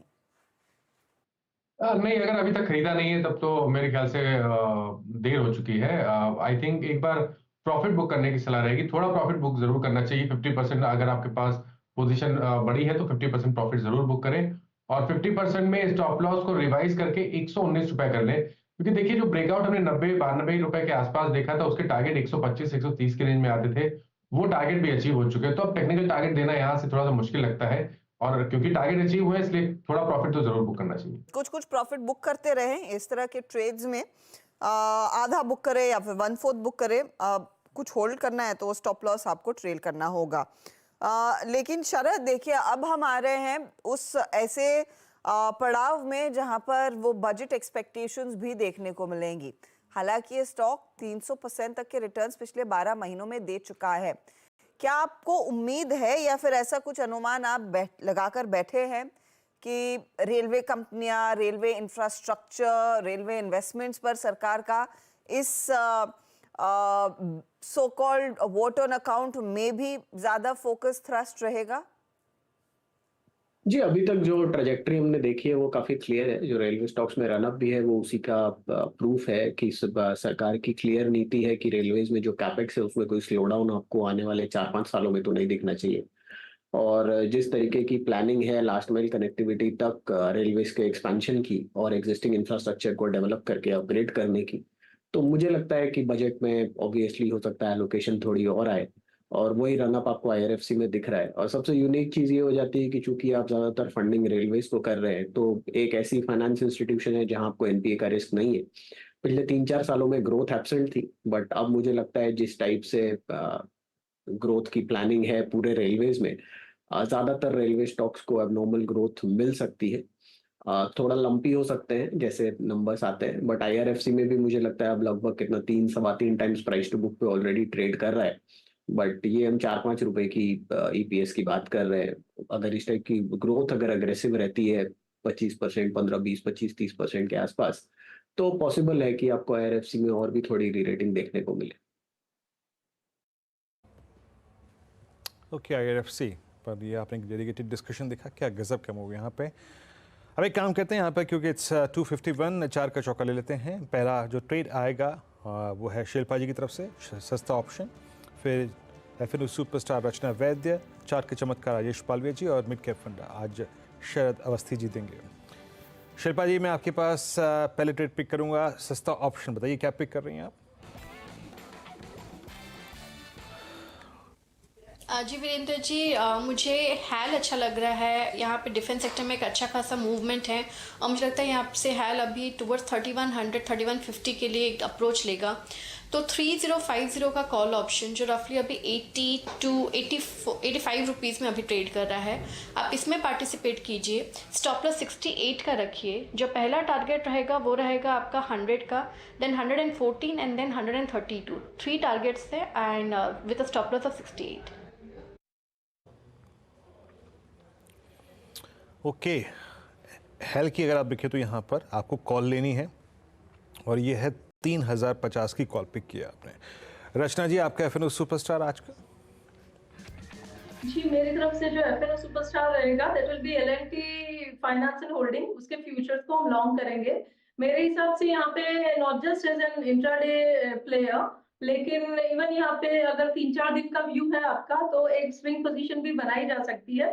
ऐसे डिस्क्लोजर है हमने अपने क्लाइंट्स को भी दिया हुआ है और यहाँ पे 2-3 दिन के साइडवेज मूवमेंट में से प्राइस निकलने की कोशिश कर रहा है।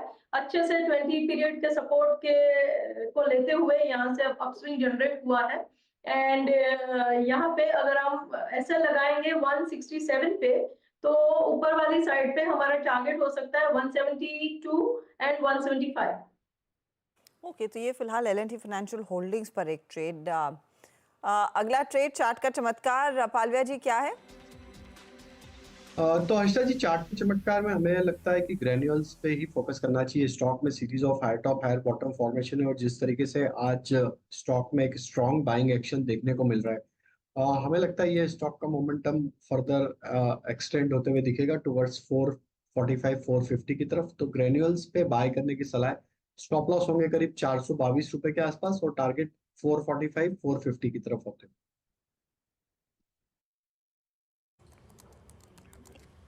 ओके, ग्रेन्यूल्स 431.80 पे आपका बाय कॉल है। चार्ट रेट्स आपकी स्क्रीन पे हैं और 431.60 पे चार्ट रेट्स में से मिड कैप फंड पिक कर रहे थे शरद जी के सौजन्य से। शरद, क्या पिक कर रहे हैं आप? जी, हमारा आज का मिड कैप फंडा होगा Orient electric. Company consumer durables में एक स्ट्रॉन्ग नेम है। उन्होंने फैंस में एक और बाकी कंज्यूमर ड्यूरेबल्स में एक स्ट्रॉन्ग प्रेजेंस है उनकी। हैदराबाद में एक प्रोजेक्ट उनका चालू होने वाला है जिसमें करीब 200 करोड़ का कैपेक्स कंपनी ने किया है। हमारा मानना है कि रॉ मटेरियल साइड का जो प्रेशर है वो भी काफ़ी हद तक कम हो जाएगा आने वाले समय में। मेटल की प्राइसेस कम हुई हैं और तेल की प्राइसेस कम हैं, तो जो कंज्यूमर ड्यूरेबल्स में प्लास्टिक पार्ट्स लगते हैं वहाँ पे भी काफ़ी आसानी रहनी, काफ़ी बेटर रहना चाहिए कंपनी के लिए। आने वाले समय में हमारे ये मानना है कि करेंसी और ऑयल में फेवरेबल मूवमेंट्स रहेंगे, तो वो दोनों हेडविंड्स कंपनी के लिए नहीं रहेंगे, तो मार्जिन में आपको आने वाले समय में इम्प्रूवमेंट दिखना चाहिए। लगभग 1.25 लाख टच पॉइंट्स हैं कंपनी के और 450 शहरों में प्रेजेंस है। एक ये जो कैपेक्स है हैदराबाद वाला, ये भी कंट्रीब्यूट करने लगेगा आने वाले समय में। तो हमारा ये मानना है कि ग्रोथ काफ़ी रोबस्ट रहनी चाहिए। मार्जिन इंप्रूवमेंट के साथ साथ जो फैसाड लाइटिंग और लाइटिंग वाला सेगमेंट है वहाँ पे भी कंपनी ने काफ़ी इंप्रूवमेंट रजिस्टर की है। नए प्रोडक्ट लॉन्चेस में काफ़ी अच्छी इंक्वायरीज जनरेट हो रही हैं, तो हमें लगता है सेकेंड हाफ काफ़ी बेटर होना चाहिए और अगले साल में काफ़ी बढ़िया इंप्रूवमेंट कंपनी के नंबर्स में दिखनी चाहिए। अगले साल हमारे अनुमान के हिसाब से 10 रुपए के आसपास की अर्निंग्स आएगी।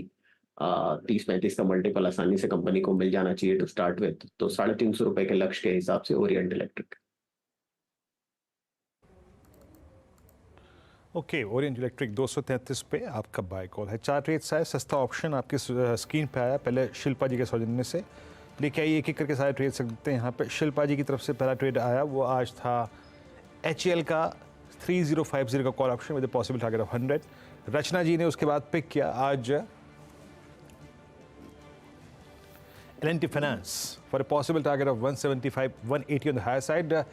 और राजेश पालवी जी ने आज ग्रेन्यूल्स को पिक किया 431.35 पे और करीब 445 450 के लक्ष्य के लिए।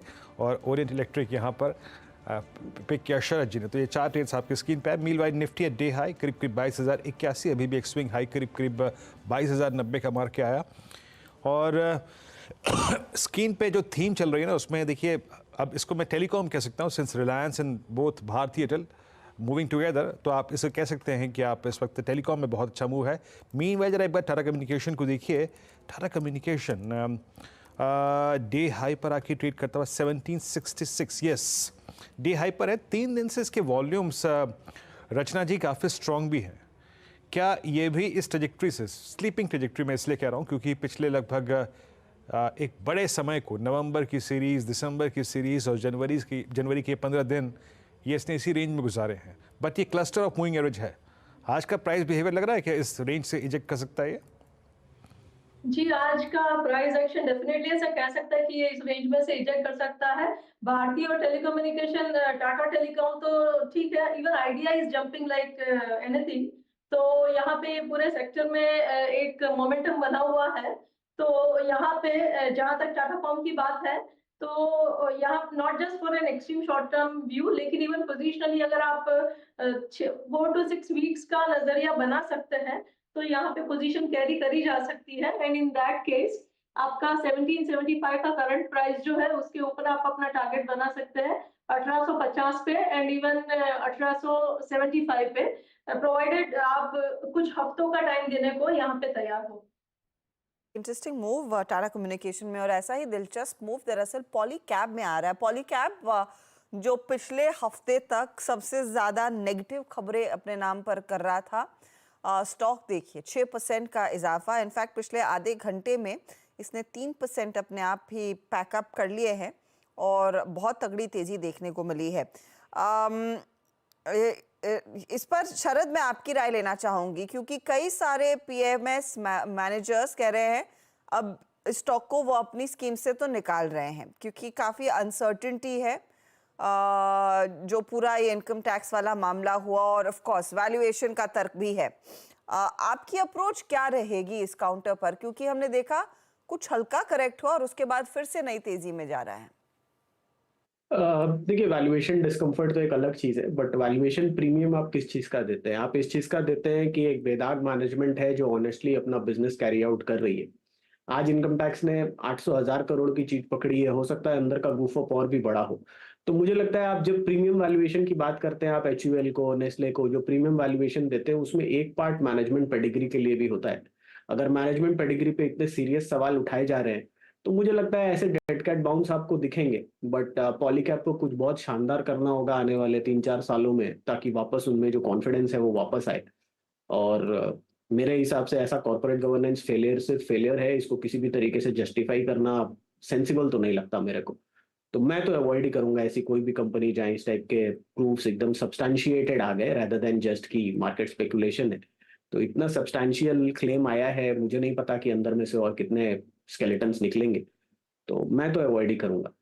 डर है कि there is more than meets the eye, शायद यहाँ पर कुछ और स्थिति, कुछ और स्केलेटन्स इन द क्लोजेट निकले तो मामला गड़बड़ा सकता है, तो अवॉइड करेंगे, तेजी में नहीं रहेंगे। पोजीशन है तो शायद आप कुछ मुनाफा वसूली यहाँ पर भी करना शुरू करें। चलिए बाजार का हाल आपकी स्क्रीन पर लेकर आते हैं क्योंकि अब पूरी डबल सेंचुरी मारकर निफ्टी बैठा है फ्रेश हाइस पर 22,095, 22,100 की तरफ तेजी से अपनी चाल को मजबूत करता हुआ, और ये चौतरफा तेजी का ही कमाल आज देखा गया है। आप देखिए निफ्टी बैंक, जिसकी हम चर्चा पहले भी कर रहे थे, नियरली 400 पॉइंट का इजाफा उधर। और इस समय के कंट्रीब्यूटर्स अगर आप गौर करेंगे तो जब हमने कार्यक्रम की शुरुआत की थी और तब से अब की सिचुएशन देखिए, HDFC बैंक का कंट्रीब्यूशन कितना बढ़ गया है, इन्फोसिस का कंट्रीब्यूशन कितना है, रिलायंस इंडस्ट्रीज के दम पर देखिए क्या मूव ये निफ्टी ने दिखाई है पिछले 1000 पॉइंटों की, और भारतीय एयरटेल जैसे स्टॉक्स भी पार्टिसिपेट करते हुए। इस बोर्ड पर चलिए एक और चेहरा हमारे साथ एकदम तैयार है अपनी राय देने के लिए, जो नए शिखर पर मार्केट ट्रेड कर रहा है, तो कमाई के मौके अब यहाँ से नए कहाँ बनेंगे। मार्केट बिग बॉयज में आज एम्बिट एसेट मैनेजमेंट के CEO सुशांत भंसाली हमारे साथ है। सुशांत जी, स्वागत है आपका CNBC आवाज पर, एंड कॉन्ग्रेचुलेशंस क्योंकि एक फ्रेश हाई पर इंडेक्स इस समय ट्रेड करता हुआ।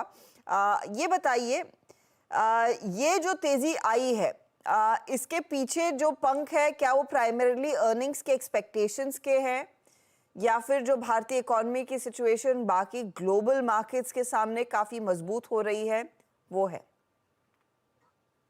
बहुत बहुत धन्यवाद शो पे बुलाने के लिए।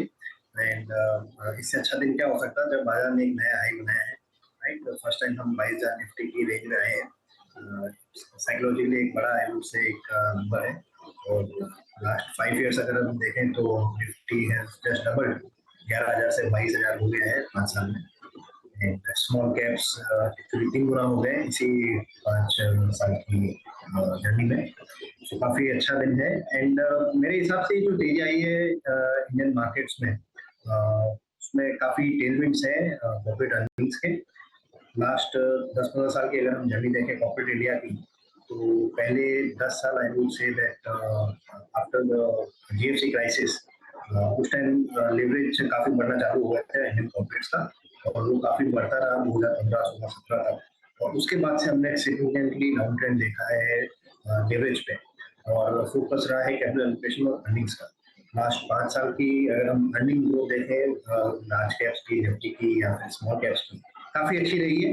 और उसी का आई वुड से एक ये परिणाम है कि बाजार नई ऊंचाइयों की तरफ अग्रसर हो रहा है एवरी पासिंग डे।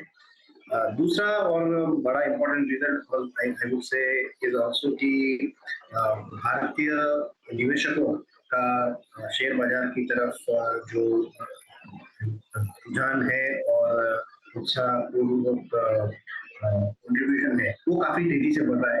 नए इन्वेस्टर्स काफी हुए हैं लास्ट 4 साल में इंडियन स्टॉक मार्केट में, एंड इसी तरह से हमने देखा कि जब ग्लोबल इन्वेस्टर्स ने पैसा निकाला 2021 एंड से लेकर 2022 मिड तक, तब हमारे मार्केट पे कुछ फर्क नहीं पड़ा, बिकॉज डोमेस्टिक पैसा मजबूती से खड़ा था इंडियन मार्केट के पीछे, और वो ट्रेंड चालू है और शायद चलता रहेगा। अभी भी पेनिट्रेशन जो है इंडियन मार्केट्स में काफी कम है। So there is probably next 10-20 साल आई थिंक ये पेनिट्रेशन बढ़ता ही रहेगा और बाजार काफी स्ट्रॉन्ग रहेगा, प्रोवाइडेड कोई ग्लोबल अनसर्टेनिटी नहीं आए, कोई ब्लैक स्वैन इवेंट नहीं आए और कॉर्पोरेट अर्निंग्स अच्छे से आती रहे। अगर इकोनॉमी ठीक ठाक चलती रही और कुछ ग्लोबली कुछ खराब नहीं होता है, तो मेरे हिसाब से यही तेजी आगे तक काफी लंबे समय तक चलती रहेगी।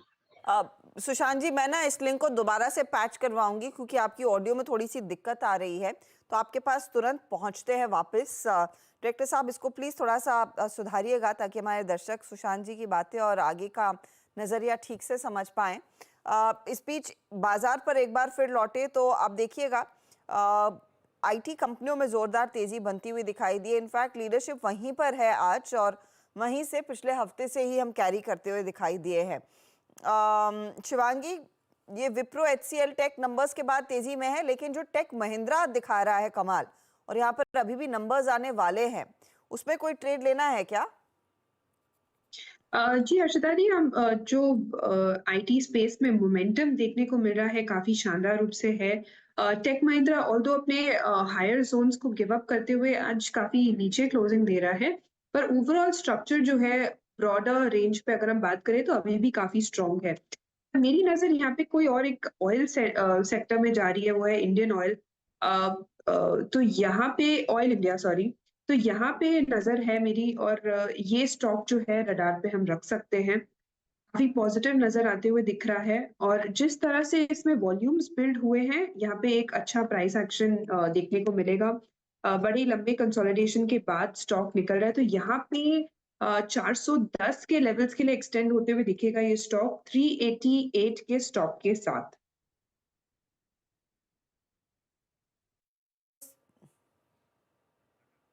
आईओसी में आप कह रही हैं एक अपॉर्चुनिटी क्लियरली यहाँ पर बनती हुई दिखाई दे रही है। चलिए वापस कोशिश करते हैं सुशांत जी से बात करने की। इन अर्निंग्स और ऑफ कोर्स जो फ्लो लगातार बन रहा है वहाँ पर लोगों के का कॉन्फिडेंस बढ़ा है, इसीलिए मार्केट्स में तेजी आ रही है। लेकिन सुशांत जी, अब यहाँ से आगे अगली बड़े मूव के पहले पैसा कहाँ पर कमिट होगा, क्योंकि अक्रॉस द बोर्ड सेक्टर्स ने पार्टिसिपेट किया है, तो टॉप प्रेफरेंस के लिहाज से आप इस समय अगर फ्रेश पैसा लेकर बैठे हैं, कहाँ पर लगाएंगे?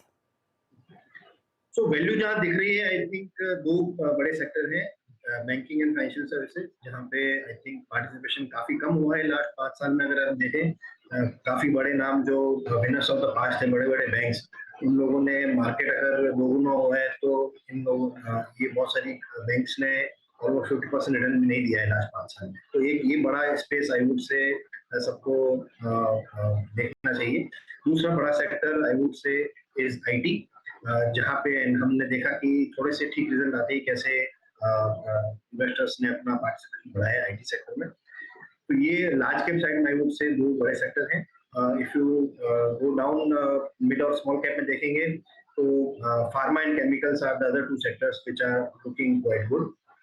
केमिकल्स में लास्ट 2 साल से पैसा नहीं बना है और नंबर्स अभी हमारे हिसाब से बॉटम आउट हो रहे हैं।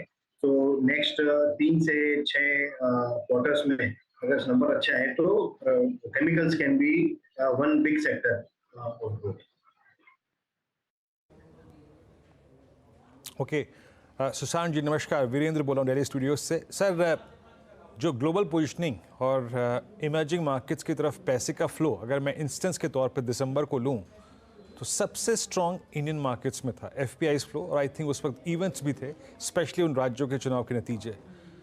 ये बजट के बाद आपको लगता है कि क्या एक बार फिर से वो fresh round of I think money towards emerging markets and specially towards India काफ़ी स्ट्रॉन्ग रह सकता है आपके मुताबिक?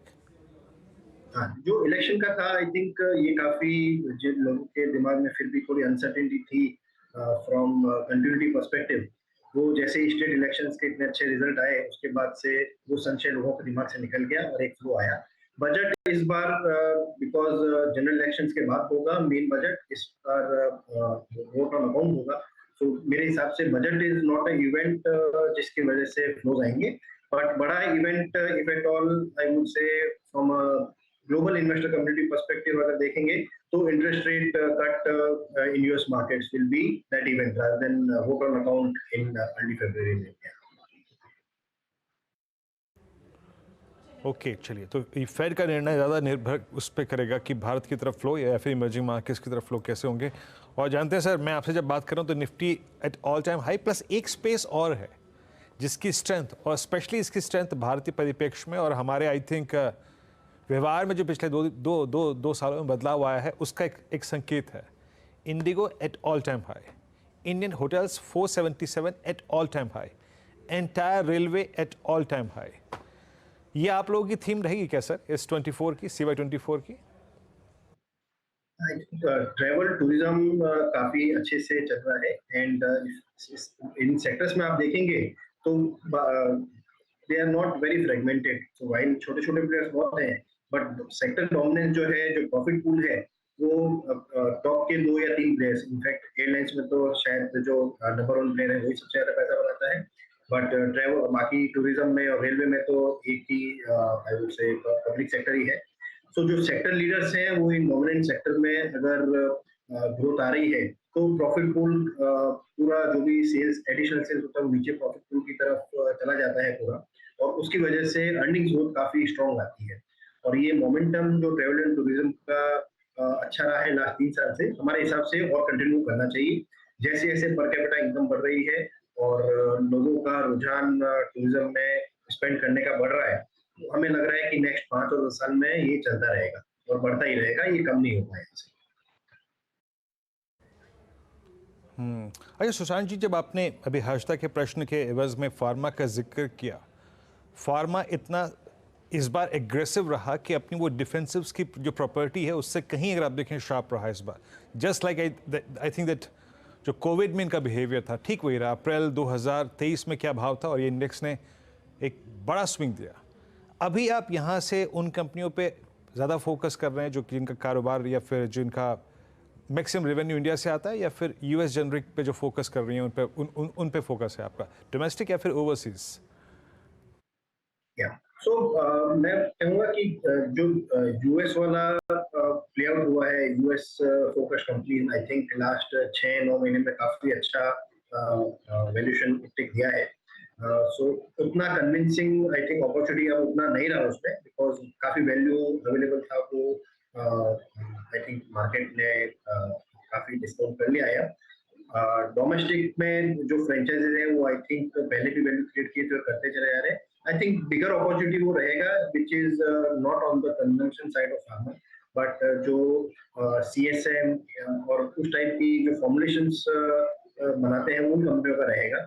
वहाँ पे अपॉर्चुनिटी अभी भी है बिकॉज ग्लोबल रीस्टॉकिंग हुई है 2023 में और हमें लगता है कि रीस्टॉकिंग वापस फेस पकड़ेगी एज यूएस के जो रिसेशनरी फियर्स हैं वो निकलते हैं लोगों के दिमाग से, वैसे वैसे और इंटरेस्ट रेट्स कम होती है, वर्किंग कैपिटल जिसपे लोगों को आई से काफी टाइट रहना पड़ा है, कस्टमर्स को यूएस के और दूसरे डेवलप्ड मार्केट्स में। वो जैसे जैसे वर्किंग कैपिटल अपना बढ़ाएंगे और रीस्टॉकिंग करेंगे, वैसे ही ये कंपनियां जो इन इनोवेटर्स को सप्लाई करती है, not the final product but एक या दो लेवल नीचे, उनमें काफी ग्रोथ आनी चाहिए 2024 में। सुशांत जी, मैं आपसे एक कंजम्पशन थीम पर एक पर्सपेक्टिव लेना चाहूँगी, क्योंकि आज हीरो ग्रुप का मैनेजमेंट एक मेंशन कर रहा था कि धीरे धीरे करके डिमांड आ रही है, लेकिन उसको पूरी तरह से पिकअप करने में अभी भी कुछ समय लगेगा, कम से कम 2 क्वार्टर लग सकते हैं। इस कंजम्पशन पॉकेट में जहां खास तौर से रूरल थीम थोड़ी सी फीकी रही है, क्या वहां आप कुछ एलोकेशन रखते हैं या फिर रखना चाहेंगे? लास्ट 3 साल से रूरल एक सेगमेंट रहा है जिसने सबको डिसअपॉइंट किया है अर्निंग ग्रोथ में, और वेदर एफएमसीजी कंपनीज हो, whether lower end of discretionary spend हो, वहाँ हर जगह सब कंपनियों ने अगर कम ग्रोथ दिखाई है तो उसका प्राइमरी रीजन उन्होंने रूरल इंडिया पे बताया है। ये साल काफी स्पेशल है बिकॉज एक बड़ा इवेंट होने जा रहा है इंडिया में, which is general election and followed by few state elections also. तो इस साल में चुनाव काफी रहेंगे, और हिस्टोरिकली हमने देखा है कि चुनाव वाले सालों में इकोनॉमी में काफी मूवमेंट आती है, हलचल आती है, स्पेशली रूरल इंडिया में। और हमें आई वुड से काफी एक्सपेक्टेशन है कि जो 3 साल में नहीं हुआ है ग्रोथ रूरल इंडिया में, वो इस साल आएगा because of the election event this year. So हम थोड़ा पोजिशनिंग हमने भी हमारे पोर्टफोलियोज में किया है, जहाँ पे रूरल बेस्ड कंपनीज जहाँ पे वैल्यू हमको अभी भी दिख रही है, हमने थोड़ा एक्सपोजर बढ़ाया है। बहुत बहुत शुक्रिया सुशांत जी हमारे लिए समय निकालने के लिए, और होपफुली अगली बारी थोड़ी सी बेहतर कनेक्शन पे आपसे बातचीत होगी। Thank you for your time. चलिए मार्केट पर वापस लौटते हैं, और इनफैक्ट वो हीरो मोटो कॉर्प के मैनेजमेंट से जो डावोस में चर्चा हुई है CNBC TV 18 की मैनेजिंग एडिटर शिरीन भान की, उस पर भी थोड़ी सी नजरें डालेंगे कि क्या आउटलुक निकल कर आ रहा है। लेकिन पहले इससे पहले कि ट्रेड लेने का मौका निकल जाए, BTST और डीलिंग रूम चेक आपकी स्क्रीन पर लेकर आते हैं। तो पहले डीलिंग रूम में किन किन स्टॉक्स की चर्चा हो रही है उस पर यतिन है, और फिर चलेंगे हमारे जानकारों के पास। यतिन बताइए। गुड आफ्टरनून अर्चना। देखिए सबसे पहले गेल है, ये एक स्टॉक है जहां डीलर्स BTST की सलाह दे रहे हैं। उनको लगता है कि 170 से लेके 175 के टारगेट्स यहां देखने को मिल सकते हैं, और काफ़ी सारे domestic mutual funds oil and gas के शेयर्स खरीद रहे हैं। अगर आपको ध्यान है तो पिछले हफ्ते ONGC के बारे में भी हमने चर्चा की थी, फ्राइडे को इसकी बात हुई थी, और आज भी 4-5% की मूव वहाँ देखने को मिल रही है। और उनको लगता है कि सब ऑयल एंड गैस शेयर्स, खास करके PSU oil and gas stocks focus में रहेंगे। इसके अलावा रिलायंस की भी बातचीत पिछले हफ्ते डीलिंग रूम्स में हुई थी, और यहाँ भी डीलर्स को लगता है कि पोजिशनली यहाँ 2850 से लेके 2900 तक के भी टारगेट्स आ सकते हैं। ऑब्वियसली एक स्टैंडर्ड डिस्क्लेमर, बट अगर हम ओवरऑल देखें ट्रेड सेटअप वाइज, तो जनवरी सीरीज में फ्रेश बाइंग FNO ट्रेडिंग में आपको देखने को मिल रही है। तो यहाँ भी डीलर्स को लगता है कि मोमेंटम कंटिन्यूड रहेगा। ओके, तो रिलायंस ऑफ कोर्स एक हॉट फेवरेट जिसने अच्छा योगदान दिया है, और दूसरा गेल है। शुक्रिया यतिन। अब कहाँ पर ट्रेड लेने का मौका बन रहा है ये भी आपके सामने करते हैं पेश। शिल्पा जी बताइए, BTST में क्या लेंगी? जी मुझे बैंकिंग में से CU BCT यूनियन बैंक अच्छा लग रहा है। फ्यूचर्स ट्रेड कर अराउंड 152.30 राइट नाउ, तो मुझे लगता है यहाँ पे 150 के स्टॉप लॉस से फॉर टारगेट्स ऑफ 155 से 158 के लिए CU भी लेना चाहिए। ओके, सिटी यूनियन बैंक 151 पे आपकी बाय कॉल है। रचना जी, आप क्या कैरी करेंगी कल के लिए? जी मैं अपनी तरफ से जो कैरी करना चाहूंगी दैट इज यूनिलीवर के फ्यूचर्स जो है वो एक अच्छा स्पाइक देने के मूड में है, और यहाँ पे अपसाइड पे स्पेस काफी अवेलेबल है। तो अगर हम इसको लॉन्ग करते हैं with stop loss of around 2560, तो ऊपर वाली साइड पे हमारा टारगेट होगा 2590 एंड 2600।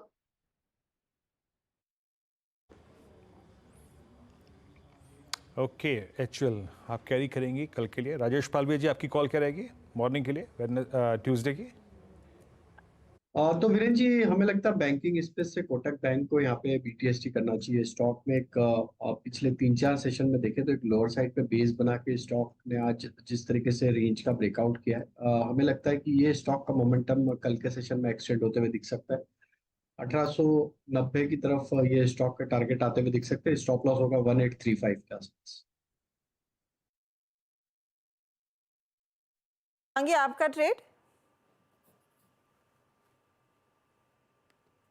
शिवांगी, आपका ट्रेड क्या रहेगा? जी, ऑयल इंडिया के साथ कंटिन्यू होने की सब वो रहेगी रिकमेंडेशन। तो यहाँ पे हमने देखा है कि लास्ट के 1 घंटे में काफी अच्छे वॉल्यूम्स और प्राइस का एक जो सर्ज है वो कंटिन्यू होते हुए दिखेगा स्टॉक को हायर जोन्स की तरफ। तो यहाँ पे ही खरीदारी की सलाह रहेगी। 410 के टारगेट्स बनते हुए दिख रहे हैं 388 के एक क्रूशियल सपोर्ट के साथ। ऑयल इंडिया में एक अपॉर्चुनिटी क्लियरली बन रही है। अच्छा चलिए, जैसे मैं मेंशन कर रही थी कि टू व्हीलर सेगमेंट से क्या एक्सपेक्टेशन है और हीरो मोटोकॉर्प दरअसल 2024 के साल को कैसे देख रहा है, इस पर शरीन भान CNBC TV 18 की मैनेजिंग एडिटर जो दावोस में है, उन्होंने दरअसल कंपनी के management rather CEO Niranjan Gupta से एक्सक्लूसिव बातचीत की। उसका एक अंश पहले आपको सुनाते हैं।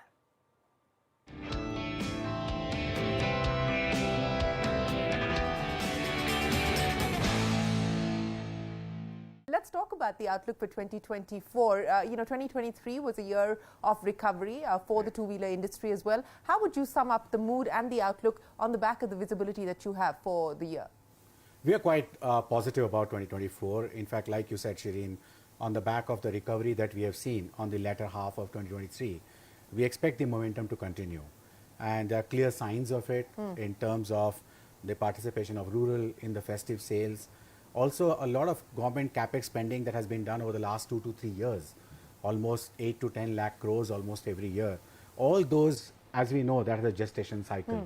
So they're going to come to ground in terms of resulting in incomes at the bottom of pyramid as well. So you do expect a rural recovery because the December sales were below estimates, but you're saying that traditionally December is a seasonally weak period. December is always seasonally soft for two-wheelers because the post-festive and pre the January, like with 14th January, all the festives kick in again.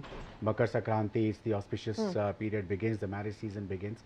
December is always a soft, so we should not take a cue from December season. In terms of the premiumization aspect as well as the export aspect, on both fronts, it's been below what the management has been guiding for as well. So when do we really start to see both on premiumization as well as exports an inflection point? The whole revamp of the premium strategy has been about fixing it from all ends. So the product portfolio is one, which we clearly see. The stores. We, in the last 300 days, have upgraded 300 Hero stores to Hero 2.0. It's a massive upgrade where you have a dedicated premium sales executive. Plus, we have exclusive premium stores that are opening up, which we have said in calendar 2024 that will cross 100 stores. Okay. Now the next phase, which is from here to the next 5 years, is building scale, where we are saying that the top 10 markets, we will build scale very aggressively. Those are the ones like Nigeria, the Mexicos, the Colombia, the Bangladesh of the kinds. And then the rest, we will nurture them efficiently. And we'll make new entries as well, whether it's Brazil or some of the countries in Southeast Asia, based on the size of the price. So the first phase, I would say, is well done in terms of seeding the ground and actually getting into the countries. The next phase is about scale up.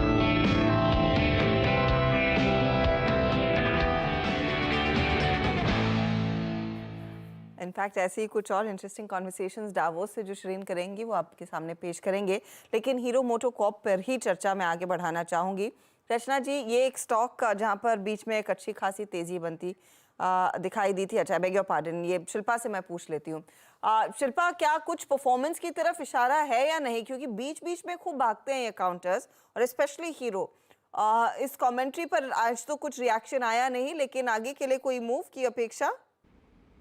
Ji definitely hero हमने देखा है कि last 7-8 days में 4000 से almost 4400 तक का एक move हमने देखा है। तो यहाँ पे एक 10% मूव के बाद थोड़ा स्टॉक यहाँ पे एक ब्रीदर ले सकता है। तो ऑन डिक्लाइन स्टिल आप यहाँ पे 40 to 50 तक बाय करेंगे तो बेटर रहेगा। और यहाँ पे मुझे लगता है स्टॉक 4700 से 4800 के लिए भी एक बार एक अप्रोच लेगा। इस बीच निफ्टी एट डे हाई, और जैसे कि हम 2 बजे बात कर रहे थे कि आउट परफॉर्मेंस स्ट्रॉन्ग स्विंग की एक्सपेक्टेशन याद रखिएगा बैंक निफ्टी में है। इवेंट के क्लोजर HDFC बैंक है, इवेंट के क्लोज बैंक निफ्टी की प्लेसमेंट है और वो पुश निफ्टी बैंक को देती हुई इट्स 48,200। अच्छा, 48,200 का मतलब क्या है?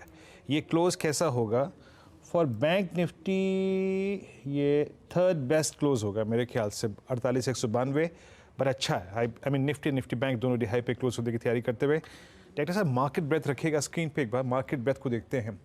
क्या एक बहुत स्ट्रॉन्ग मार्केट ब्रेथ है? क्योंकि हमारे पास देखिए रिलायंस है, ये HDFC बैंक है और रेस्ट सारे बैंक्स अच्छा कर रहे हैं। ब्रेथ आपकी स्क्रीन पे आएगी, मैं कंपैरिजन करूंगा उसका एक बार शुक्रवार से अच्छी है ये। 67 लॉन्ग्स थे शुक्रवार को, आज 81, 37 में शॉर्ट कवरिंग, कंसोलिडेट फिगर्स जो है वो बहुत स्ट्रॉन्ग है, 46 में शॉर्टिंग, और आई थिंक जो लॉन्ग अनवाइंडिंग है उसकी फिगर्स को देखेंगे। लेकिन लेट्स से 81 जो लॉन्ग्स हैं वो कहाँ से आए हैं?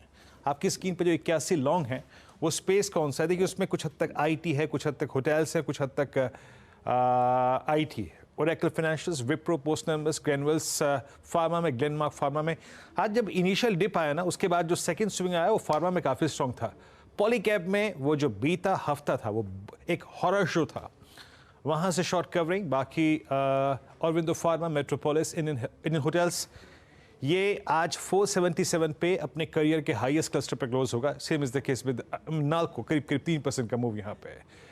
आगे आते हैं, स्लाइड जो आएगी वो है वीकनेस वाली, वो काउंटर्स जहाँ पे वीकनेस है उसमें HDFC लाइफ पोस्ट अर्निंग्स यहाँ पे डैमेज हुआ, severe damage. Exide, Dixon Technologies, Sun TV, TVS Motors, यहाँ पे पेन था।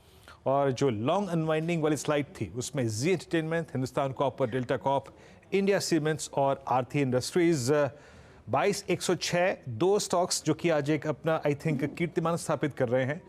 उसमें एक है रिलायंस, लेके आइएगा, और क्योंकि ये रचना जी की कॉल थी 2 बजे की, बट इसका याद रखिएगा जो 3 दिन का एवरेज वॉल्यूम है, और एग्जैक्टली टुडे, बट जो कल का वॉल्यूम था यानी शुक्रवार का, या फिर परसों का जो वॉल्यूम था यानी गुरुवार का, ये वॉल्यूम्स इसके पिछले 20 दिन के एवरेज वॉल्यूम का ऑलमोस्ट 1.2 टाइम्स है।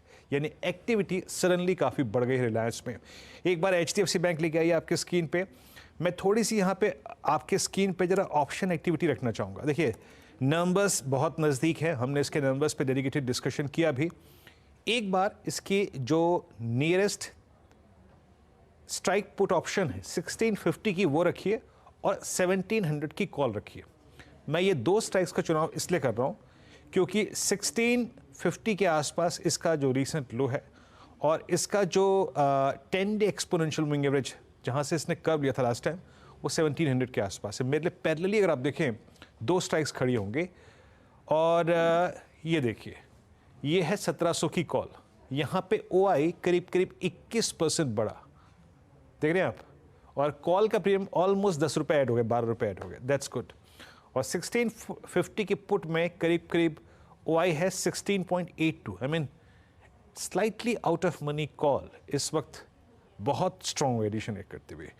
मानस, क्या आप एक इस इवेंट को प्ले करना चाहेंगे ऑप्शन के थ्रू? आई थिंक 23 रुपये आस्किंग प्राइस, इस बात के मद्देनज़र कि मेरी एक्सपायरी अभी काफ़ी दूर है, बहुत ज़्यादा नहीं है इस इवेंट को प्ले करने के लिए, आपका व्यू? तो देखिए HDFC बैंक की आप बात कर रहे हैं, तो देखिए HDFC बैंक में मेरा व्यू भी बहुत पॉजिटिव है, और मैंने इसको शॉर्टलिस्ट करके रखा था BTST के लिए। यहाँ पर अभी भी खरीदारी करने के मौके दिखते हैं, रिवर्सल क्लियरली दिख रहा है, करेक्शन हो चुका है, आज स्टॉक ने 20-डे मूविंग एवरेज को रीगेन कर लिया है। तो बिल्कुल HDFC बैंक के फ्यूचर में अगर आप चाहें तो BTST की तरह भी एक ट्रेड ले सकते हैं। करंट लेवल्स पे खरीदारी करिए 1664 के स्टॉप लॉस से 1700-1705 तक के भाव आपको शायद नेक्स्ट सेशन में देखने को मिल जाएंगे, या तो ऑप्शन में ट्रेड लेना भी बेहतर रहेगा। आई थिंक अगर आप एक हफ्ते तक पोजीशन होल्ड कर सकते हैं तो 1670 वाला कॉल ऑप्शन जो 35 रुपए पे ट्रेड हो रहा है वहां पर आप खरीदारी करिए। आपके जो स्टॉप लॉसेज है वो 24 रुपीज के नीचे रहेंगे, और टारगेट 55 से 60 रुपए तक के हो सकते हैं 1670 की कॉल ऑप्शन में HDFC बैंक के। JM और HDFC बैंक, और उसके बाद जो एक्स्ट्रा ऑर्डिनरी वॉल्यूम्स का जो दिन था आज, उस लिहाज से जरा एक बार आप BEL लेके आइए। याद रखिएगा BEL डिफेंस स्पेस में आज 189.35 पे जब क्लोज होगा तो ये अपने करियर के हाईएस्ट क्लस्टर पे क्लोज होगा। और अगर आप एक कंपैरिजन करें, मैं लास्ट वीक के टोटल वॉल्यूम्स, मतलब अगर 10 वॉल्यूम्स थे अगर इसके पूरे एवरेज हर डे में वीक में, तो आज लगभग 23 शेयर ट्रेड हुए हैं। आई मीन वॉल्यूम्स बहुत स्ट्रॉन्ग है, मानस इस पर टिप्पणी कर ही चुके हैं। एक स्टॉक और लेके आइएगा, बावजूद इसके कि ये आज बैन में था 2160 पर, BHL अभी भी अपने इस दौर की हाईएस्ट ट्रैजेक्टरी पे क्लोज होता हुआ। भारती एयरटेल ये भी इस स्टॉक के लिए आज इसके करियर का सबसे हाईएस्ट लेवल होगा, ऑल टाइम हाई पे क्लोज होता हुआ। Indian hotels at 477 all time high. और एक और चीज़, PSU बास्केट में ONGC का जो आज का वॉल्यूम है ऑयल गैस स्पेस में 12 जुलाई 2020 के बाद ये एक्स्ट्राऑर्डिनरी वॉल्यूम्स हैं और लगभग एक बड़े अंतराल के बाद इतनी ह्यूज। हर्षदा, आई मीन इसमें जिस प्रकार की बाइंग हुई है और 2 दिन का जो मूव है ना, वो वाकई सरप्राइजिंग था, amazing. I mean 233.55 ONGC on the top. जी हाँ, एक बहुत इंटरेस्टिंग मूव और जिस तरह का एक्शन इसमें बना है, 9.5 ईयर हाई पर ये स्टॉक क्लोज दिखाता हुआ। अच्छा, इस बीच फेड बैंक फाइनेंशियल्स, ये जो फेडफीना रिसेंटली लॉन्च हुआ, I beg your pardon, launch बोल रही हूँ मैं, लिस्ट हुआ है, उसके नंबर्स आ गए। नेट प्रॉफिट में 27% का इजाफा, ब्याज से आय में बढ़त है, 165 करोड़ से बढ़कर 217 करोड़ पर आई। स्टॉक हल्का सा ऊपर ट्रेड करता हुआ 1.5% ऊपर। कल ऑफ कोर्स फेडरल बैंक के नंबर्स और HDFC बैंक के नतीजों का इंतजार रहेगा। चलिए फटाफट से आपके लिए लेकर आते हैं, जाते जाते 500 पॉइंट की धमाकेदार तेजी निफ्टी बैंक में 48,225 के लेवल्स पर यहाँ पर समाप्ति की पूरी तैयारी है और 22,110 के लेवल्स स्क्रीन पर आ चुके हैं। वीरू, मुझे लग रहा है वो अनुज जो मेंशन कर रहे थे ना डेट 22/1/24, वो आजकल में आ जाएगी। निफ्टी बैंक तेजी में, निफ्टी तेजी में, निफ्टी IT देखिए 600 पॉइंट तक का इजाफा। तो आज की तेजी आप कह सकते हैं सभी सेक्टर्स ने मिलजुल कर एंजॉय की है, बहुत तगड़ा गेन देखने को मिला। निफ्टी IT में कुछ स्टॉक्स आपकी स्क्रीन पर लेकर आते हैं। आज विप्रो की चाल सबसे ज़्यादा मजबूत थी क्योंकि यहाँ से सबसे लीस्ट एक्सपेक्टेशन थी और सबसे भागा यही स्टॉक है ज़्यादा, 6% ऊपर। वहाँ पर अगर आप देखिए HCL टेक के नंबर्स के बाद तगड़ी तेजी, 3-3.5% का इजाफा, 6% तक की ग्रोथ जो इसने अपने नाम की। ऑरेकल फाइनेंशियल जैसे काउंटर्स भी थे जहाँ पर 8-9% के गेंस देखने को मिले हैं। टेक महिंद्रा तेजी में रहा है आज, क्योंकि अब नेक्स्ट उसके नतीजे आएंगे। कल ऑफ कोर्स LTTS के भी नंबर्स आना है, तो मिड कैप IT में भी कुछ हरकत तेजी की साफ तौर से बनी, लेकिन ये स्टॉक थोड़ा शांत जाकर टिक रहा है। बैंकों में HDFC बैंक आज का स्टार परफॉर्मर रहा है, उसके आगे कुछ नहीं है। 2.5% के गेंस, फिर ऑफकोर्स आपका ICICI, कोटक, इन सब की तरफ से कुछ योगदान था। लेकिन दिग्गजों में ध्यान दीजिएगा, रिलायंस इंडस्ट्रीज की चाल पर जो सबसे अटल रहा है इस तेजी में, सबसे ज़्यादा स्ट्रेंथ इसी ने अपने नाम किया। 2800 की तरफ तेजी से बढ़ता हुआ वो स्टॉक 1.5% तक के गेंस वहाँ पर बने हैं। कुछ मिड कैप कंपनियाँ जो ज़ोरदार तेजी में रही, उसमें जियो फाइनेंशियल शामिल है। आज नंबर से पहले वहाँ पर थोड़ा सा ट्रैक्शन था। पॉली कैप में एक बहुत तगड़ा पुल बैक ट्रेड बनता दिखाई दिया, वो स्टॉक 6-8% तक के गेंस पर जाकर टिकता हुआ दिखाई दिया है आज के सत्र में। टाटा कंज्यूमर खबर थी, खबर अच्छी, लेकिन स्टॉक भले भाग चुका है, तो वहाँ पर कुछ मुनाफा वसूली आती हुई 0.5% नीचे स्टॉक जाकर टिक रहा है। तो फाइनल क्लोज से पहले आप देखिएगा हीट मैप क्या संकेत दे रहा है, जहाँ पर आज एडवांस डिक्लाइन रेशियो वैसे नेक टू नेक थी, लेकिन बढ़ने वाले शेयर ज़्यादा रहे। IT कंपनियों का सबसे ज़्यादा जोश आज विप्रो, HCL टेक, इन्फोसिस में तेज़ी, टेक महिंद्रा में तेज़ी। दोपहर में हमने देखा ब्रिटानिया, HUL जैसे स्टॉक्स पार्टिसिपेट करते हुए दिखाई दे रहे थे। SBI में एक अच्छा खासा मूव आया है। UPL जैसे काउंटर्स, DVs जैसे काउंटर्स, इनफैक्ट DVs ही नहीं, आप ध्यान दें तो ज़्यादातर आपकी जो फार्मा कंपनियां हैं वहाँ पर अच्छे गेंस देखने को मिले हैं। तो 22,110 पर निफ्टी जाकर टिकता हुआ 225 अंकों की बढ़त पर। HDFC लाइफ, बजाज फाइनेंस ये लूजर्स रहे हैं आज के ट्रेड के। लेकर आते सीधा सौदा का अपडेट पहले आपकी स्क्रीन पर, जहां पर आशीष और यतिन के बीच का मुकाबला। और स्टॉक्स मुझे याद है एमास फाइनेंशियल, ई मुद्रा, LIC, भेल, ये कुछ काउंटर्स थे जो यतिन ने आइडेंटिफाई किए थे और आशीष ने IT कंपनियों पर पूरा जोर लगाया था। Nykaa of course large trades के बाद यहाँ पर कुछ मुनाफा वसूली बनी थी, तो वो सेल साइड का ट्रेड था। जी हाँ, तो ये टीम्स को देखा आपने आशीष और यतिन की, और क्लोज अच्छा है और it's 22,110। Nifty at all time high, bank Nifty करीब 48,269, आप ऑल टाइम हाई क्लोज से महज 270 अंक दूर। आई थिंक कोई बहुत बड़ा डिफरेंशियल नहीं है एक 48,000 के आंकड़े वाले इंडेक्स के लिए। खैर, ये सेशन अच्छा था और कमेंसमेंट इस वीक का बेहद शानदार हुआ है। और हर्षता, मेरे ख्याल से मंगलवार अमूमन भारतीय बाजारों के लिए अच्छा रहता ही है, let's keep your finger crossed, शायद कल का दिन भी कुछ अच्छा ही लेकर आए। स्पेशली बैंक निफ्टी पर नजर रहेगी। निफ्टी आईटी ने अपना काम बखूबी कर दिया है। कल पूरा का पूरा पैनल, आशीष, मैं, हर्षता और अनुज सुबह सुबह मॉर्निंग कॉल और मुनाफे की तैयारी लेके होंगे हाजिर। तब तक के लिए नमस्कार। नमस्कार।